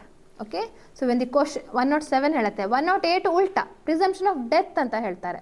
ಅಂದರೆ 7 ವರ್ಷ ತನಕ ಅವನ ಬಗ್ಗೆ ಕೇಳಲೇ ಇಲ್ಲ ಅಂತ ಆದರೆ ಒಬ್ಬ ವ್ಯಕ್ತಿ ಸತ್ತು ಹೋಗಿದ್ದಾನೆ ಅಂತ. ಸೊ ಯಾವಾಗ ಯಾರಾದರೂ ಅವ್ನು ಬದುಕಿದ್ದಾನೆ ಅಂತ ಹೇಳೋರಾದರೆ ಅವ್ರು ಪ್ರೂವ್ ಮಾಡಬೇಕು ಆ 7 ವರ್ಷ ಟೈಮಲ್ಲಿ ಅವ್ನು ಬದುಕಿದ್ದ ಅಂತ. ಸೊ 108 ಪ್ರಿಸಂಪ್ಷನ್ ಆಫ್ ಡೆತ್ ಆದರೆ 107 ಪ್ರಿಸಂಪ್ಷನ್ ಆಫ್ ಲೈಫ್. 30 ವರ್ಷ, ಈ ಹಿಂದಿನ 30 ವರ್ಷದಲ್ಲಿ ಅವನ ಬಗ್ಗೆ ಕೇಳಿದ್ದಾರೆ ಅಂತ ಹೇಳಿದರೆ, if it is shown that he was alive within 30 years, the burden of proving that he is dead, ಅಂದರೆ ಇದು ಪ್ರಿಸಂಪ್ಷನ್ ಆಗುತ್ತೆ. 30 ವರ್ಷ ಬದುಕಿದ್ದಾನೆ ಅಂತ ಹೇಳಿದ್ರೆ ಆ ಪ್ರಿಸಂಪ್ಷನ್ ಇನ್ನೂ ಬದುಕೇ ಇದ್ದಾನೆ ಅಂತ. ಸೊ ಅದನ್ನು ಆ ಬರ್ಡನ್ ಆಫ್ ಪ್ರೂಫ್ ಯಾರು ಸತ್ತಿದ್ದಾನೆ ಅಂತ ಹೇಳ್ತಾರೆ ಆ ಹೇಳುವವರ ಮೇಲೆ ಬರ್ಡನ್ ಆಫ್ ಪ್ರೂಫ್ ಶಿಫ್ಟ್ ಆಗುತ್ತೆ. So 107 is the correct answer. Next, 98th question. Legitimacy of child born during valid marriage is presumed under which provision of Indian Evidence Act? Section 112 ಅಲ್ಲಿ ಒಂದು ಮದುವೆಯ ಅವಧಿಯಲ್ಲಿ ಒಂದು ಮಗು ಹುಟ್ಟಿದರೆ ಅದು ಆ ತಂದೆ ಯಾರಿರ್ತಾರೆ, ಅಂದರೆ ಆ ತಾಯಿಯ ಗಂಡ ಯಾರಿರ್ತಾರೆ ಅವರೇ ಅದರ ತಂದೆ ಅಂತ ಒಂದು ಪ್ರಿಸಂಪ್ಷನ್ ಇದೆ.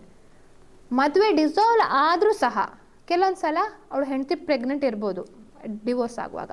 ಸೊ ಟಿಲ್ 280 ಡೇಸ್ ಡಿಸಾಲ್ವ್ ಆಗಿ 280 ದಿನಗಳ ಒಳಗೆ ಅವರು ಆ ಮಗು ಹುಟ್ಟಿದ್ರು ಸಹ ಈ ವ್ಯಕ್ತಿನೇ, ಆ ಹೆಂಗಸಿನ ಗಂಡ ಯಾರಾಗಿದ್ದ, ಆ ಮಗುವಿನ ತಾಯಿಯ ಗಂಡ ಯಾರಾಗಿದ್ದ, ಅವನೇ ಅದರದ್ದು ತಂದೆ ಅಂತ ಕನ್ಸಿಡರ್ ಆಗುತ್ತೆ. ಸೊ ಇದು ಪ್ರಿಸಂಪ್ಷನ್ ಆಫ್ ಪೆಟರ್ನಿಟಿ ಅಂತ ಹೇಳ್ತಾರೆ. ತಂದೆ, ಪಿತೃತ್ವ ಪರೀಕ್ಷೆ, ಪಿತೃತ್ವ ಅಂತ ಹೇಳ್ತಾರಲ್ಲ. ಸೊ ಸೆಕ್ಷನ್ 112 ನಾವು ಅದನ್ನು ಕಾಣ್ಬೋದು. Next 99th question. Under which section of Indian evidence act the presumption as to abetment of suicide by a married woman is dealt? Section 113A, 113B, Section 114 and Section 114B.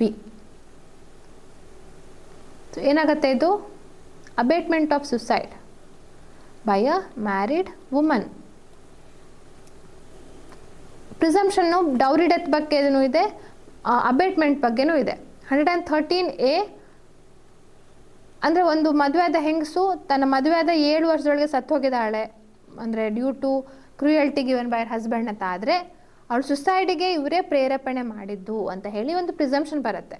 ಅದನ್ನು ಗಂಡ ಮತ್ತು ಗಂಡನ ಮನೆ ಕಡೆಯವರು proof ತೋರಿಸಿ ಇಲ್ಲ ನಾವು ಅವಳಿಗೆ ಏನು ತೊಂದರೆ ಕೊಟ್ಟಿಲ್ಲ ಅಂತ ಹೇಳಬೇಕು, ಆಯಿತಾ. ಅದೇ 113B presumption of dowry death, 7 ವರ್ಷದೊಳಗೆ ಅವಳು ಸತ್ತು ಹೋದ್ಲು ಅಂತ ಆದರೆ ಆವಾಗ ಡೌರಿಯ ಕಾರಣದಿಂದ ಸತ್ತು ಹೋದ್ಲು ಅಂತ, ಅಂದರೆ ಬರ್ನ್ಸ್ ಎಲ್ಲ ಇದ್ದರೆ ಆವಾಗ ಡೌರಿಯ ಕಾರಣದಿಂದ ಸತ್ತು ಹೋದ್ಲು ಅಂತ ಆಗುತ್ತೆ. 113A ಇಲ್ಲಿ ಅಬೇಟ್ಮೆಂಟ್ ಆಫ್ ಸುಸೈಡ್ ಆಗಿದ್ದಕ್ಕೆ 113A, ಇಲ್ಲಾಂದರೆ ಡೌರಿ ಡೆತ್ ಆಗಿದ್ದರೆ 113B ಆಗ್ತಿತ್ತು. ಹೇಗೆ ನಮಗೆ 304B ಇದೆ IPCಯಲ್ಲಿ ಪನಿಷಿಂಗ್ ಸೆಕ್ಷನ್ನು, ಇದು ಎವಿಡೆನ್ಸ್ ಆ್ಯಕ್ಟಲ್ಲಿ ಪ್ರಿಸಂಪ್ಷನ್ ಇದೆ, 113Bಯಲ್ಲಿ ಬರುತ್ತೆ. Next one, last question, 100th question. Test identification parade is. Test identification parade ಅಂದರೆ ಏನು? ಸೆಕ್ಷನ್ 9 ಬರುವಂಥದ್ದು. Section 9 of Indian evidence act test identification parade ಕೂಡ ವ್ಯಾಲಿಡ್ ಆಗತ್ತೆ ಅಂತ ಹೇಳುವಂಥದ್ದು.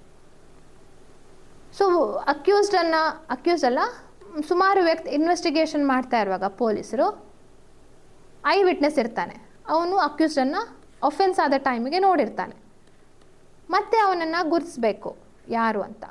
ಸೊ ಟೆಸ್ಟ್ ಐಡೆಂಟಿಫಿಕೇಷನ್ ಪರೇಡ್ ಅಂತ ಐ ವಿಟ್ನೆಸ್ಸನ್ನು ಕರ್ಕೊಂಡು ಬರ್ತಾರೆ. ಅದೇ ವ್ಯಕ್ತಿ ಇದ್ದರೆ ಅವನು ಅದನ್ನು ಗುರ್ತಿಸ್ಬೋದು ಅಲ್ವಾ.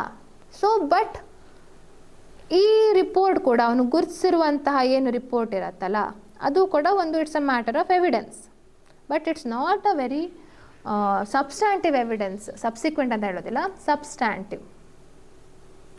ಸಬ್ಸ್ಟ್ಯಾಂಟಿವ್ ಎವಿಡೆನ್ಸಾ, ಕೊರೊಬರೇಟಿವ್ ಎವಿಡೆನ್ಸಾ, ಹಿಯರ್ಸ್ ಎವಿಡೆನ್ಸಾ, ಯಾವ ರೀತಿಯ ಎವಿಡೆನ್ಸ್ ಅಂತ ಕೇಳ್ತಿದ್ದಾರೆ. ತುಂಬ ಸ್ಟ್ರಾಂಗ್ ಎವಿಡೆನ್ಸ್ ಅಲ್ಲ, ಯಾಕೆಂದರೆ ಕೆಲವೊಂದು ಲ್ಯಾಪ್ಸಸ್ ಇರ್ಬೋದು ಈ ಐಡೆಂಟಿಫಿಕೇಷನ್ ಮಾಡುವಾಗ. ಮಧ್ಯದಲ್ಲಿ ಅವನು ಬೇರೆ ಎಲ್ಲೋ ನೋಡಿರ್ಬೋದು, ಪೊಲೀಸ್ ಸ್ಟೇಷನಲ್ಲಿ ಪೊಲೀಸ್ ಯಾರನ್ನೋ ವ್ಯಕ್ತಿನ ಕರ್ಕೊಂಡು ಬಂದಿರ್ತಾನೆ, ಅಥವಾ ಇವನನ್ನು ಗುರುತಿಸುವಾಗ ಐ ವಿಟ್ನೆಸ್ಸು ಕತ್ಲೆ ಇದ್ದರೆ ಸರಿ ನೋಡಿರ್ಲಿಕ್ಕಿಲ್ಲ. ಸುಮಾರು ಪ್ರೊಸೀಜರಲ್ಲಿ ಇದು ಪ್ರಾಬ್ಲಮ್ಸ್ ಬರ್ಬೋದು. ಅದಕ್ಕೋಸ್ಕರ ಇವನು ಐ ವಿಟ್ನೆಸ್ಸು ಗುರುತಿಸಿದಾನೆ ಟೆಸ್ಟ್ ಐಡೆಂಟಿಫಿಕೇಷನ್ ಪರೇಡಲ್ಲಿ ಹೇಳುವಂಥದ್ದು, it will not become a substantive evidence, it is only a corroborative evidence ಅಂತ ಆಗುತ್ತೆ. Okay, so this completes our ಎಷ್ಟು ಕ್ವಶನ್ಸ್ ಆಗಿತ್ತು? 100 ಕ್ವಶನ್ಸ್ ಮಾಕ್ ಟೆಸ್ಟಿನ ಇದು. ಸೊ ಮತ್ತೆ ಹೇಳ್ತಿದ್ದೇನೆ, ನೀವು ಇದನ್ನು ಟೆಸ್ಟಲ್ಲಿ ಬರಿಬೋದು. ಆಲ್ರೆಡಿ ನಿಮ್ಗೆ ಆನ್ಸರ್ ಎಲ್ಲ ಗೊತ್ತಾಗಿದೆ, ಬಟ್ ಸ್ಟಿಲ್ ನಿಮಗೆ ರಿವಿಷನ್ ಮಾಡ್ಕೊಳ್ಳಿಕ್ಕೆ 2 ಅಟೆಂಪ್ಟು ಇದೆ. ಸೊ ಅದನ್ನು ಬರೆದು like you can assess your performance. Link ಎಲ್ಲಿ ಸಿಗತ್ತೆ ಅಂದರೆ ಈ ವಿಡಿಯೋ ಏನು ಲೈವ್ ಬರ್ತಾ ಇದೆಯಲ್ಲ ಅದರ ಡಿಸ್ಕ್ರಿಪ್ಷನಲ್ಲೇ ನೀವು ಅದು ಹೀಗೆ ಸಣ್ಣ ಆರೋ ಬಟನ್ ಇರುತ್ತೆ ನೋಡಿ, ಆ ಹೆಡ್ಡಿಂಗ್ ಈ ವಿಡಿಯೋದು ಹೆಡ್ಡಿಂಗ್ ಇರುತ್ತೆ, ಅದರಲ್ಲಿ ಹೀಗೆ ಸಣ್ಣ ಆರೋ ಬಟನ್ ಇರುತ್ತೆ, ಮೋರ್ ಅಂತ ಇರುತ್ತೆ, ಅದರಲ್ಲಿ ಕ್ಲಿಕ್ ಮಾಡಿದರೆ ಫುಲ್ ಡಿಸ್ಕ್ರಿಪ್ಷನ್ ಸಿಗತ್ತೆ. ಅದರಲ್ಲಿ ಆನ್ಲೈನ್ ಟೆಸ್ಟ್ನ ಲಿಂಕ್ ಇದೆ, ಅದನ್ನು ಕ್ಲಿಕ್ ಮಾಡಿ ಅಟೆಂಪ್ಟ್ ಮಾಡಿ. 1 hour ಟೈಮ್ ಇದೆ. ಏನು ಟೈಮ್ ನಾನು ಸ್ಟಾಪ್ ಮಾಡೋದಿಲ್ಲ, ಇಟ್ ಕಂಟಿನ್ಯೂಸ್. ಹಾಗೆ ಇನ್ನೂ ಹಲವಾರು 2-3 ಟೆಸ್ಟ್ಗಳು ಕೂಡ ಕೊಟ್ಟಿದ್ದೇನೆ, ಅದನ್ನು ಕೂಡ ನೀವು ರೆಫರ್ ಮಾಡ್ಬೋದು. ಸುಪ್ರೀಂ ಕೋರ್ಟ್ ಬಗ್ಗೆ ಅಥವಾ ಜನರಲ್ ಆಗಿ ಕೆಲವೊಂದು ಟೆಸ್ಟ್ಗಳನ್ನು ಕೊಟ್ಟಿದ್ದೇನೆ, ಅಟೆಂಪ್ಟ್ ಮಾಡಿ.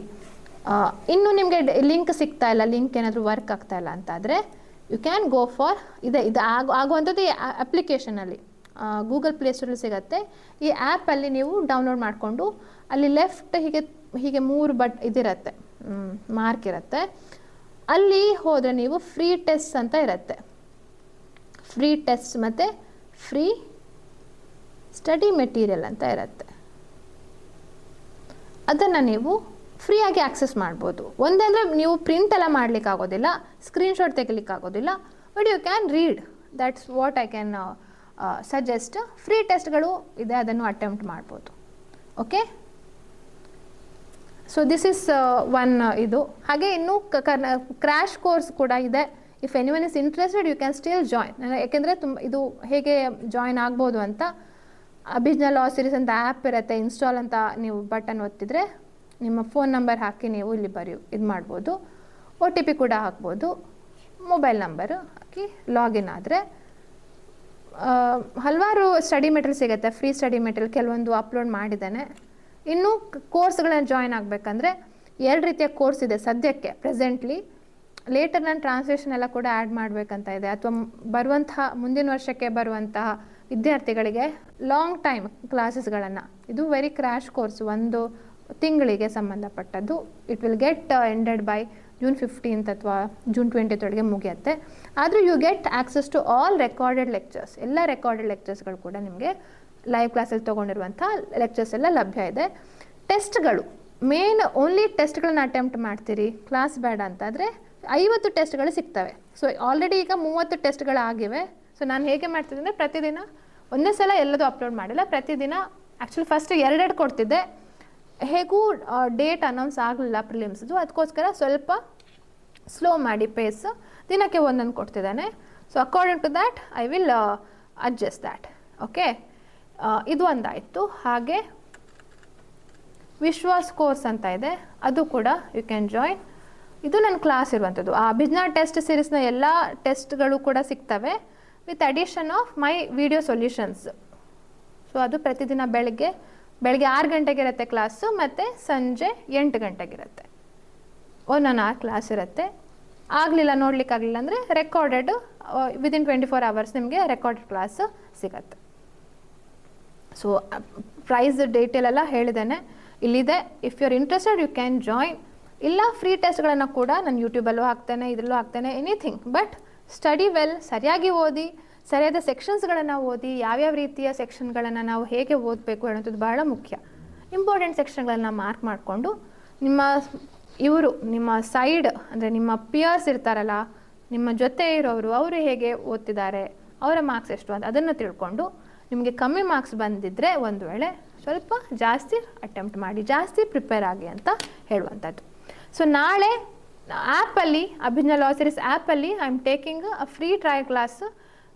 ಟಾಪಿಕ್ ಈಸ್ ಕಲ್ಪೆಬಲ್ ಹೋಮಿಸೈಡ್ ಮತ್ತು ಮರ್ಡರ್ ಅಂತ ಡಿಫ್ರೆನ್ಸ್ ಏನು ಹೇಳುವಂಥದ್ದು. So everyone is invited to join. ನಿಮ್ಗೆ ಯಾರು ಇಂಟ್ರೆಸ್ಟ್ ಇದ್ದರೆ, ಯೂಟ್ಯೂಬ್ ಯಾರು ನೋಡ್ತಿದ್ದೀರಿ ನಂದು, ಎಲ್ಲರೂ ಕೂಡ ನೀವು ಜಾಯಿನ್ ಆಗ್ಬೋದು. ಹಾಗೆ ಏನಾದರೂ ಡೌಟ್ಸ್ ಇದ್ದರೆ ಇಲ್ಲಿ ಕೆಳಗೆ ಸ್ಕ್ರೀನಲ್ಲಿ ಬರ್ತಾ ಇರುವಂಥ ನಂಬರ್ಗೆ ನೀವು ಕಾಂಟ್ಯಾಕ್ಟ್ ಮಾಡಿ ಕೇಳ್ಬೋದು.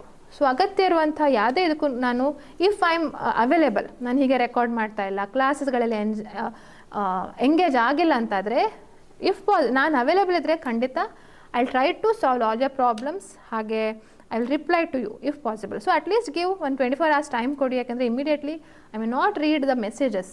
ಸೊ ಅದಕ್ಕೆ ಹೇಳ್ತಾ, so thank you all of you, thank you one and all for joining the class. ಹೀಗೆ ಇನ್ನು ನೆಕ್ಸ್ಟ್ ವಾರದಲ್ಲಿ ಇನ್ನೊಂದು ಯಾವುದಾದ್ರು ಮಾಕ್ ಟೆಸ್ಟ್ಗಳನ್ನು ಕೊಡ್ತೇನೆ. ಅದನ್ನು ಕೂಡ, ಅದರದ್ದು ಲಿಂಕನ್ನು ಕೂಡ ನಾನು ಶೇರ್ ಮಾಡ್ತೇನೆ. So do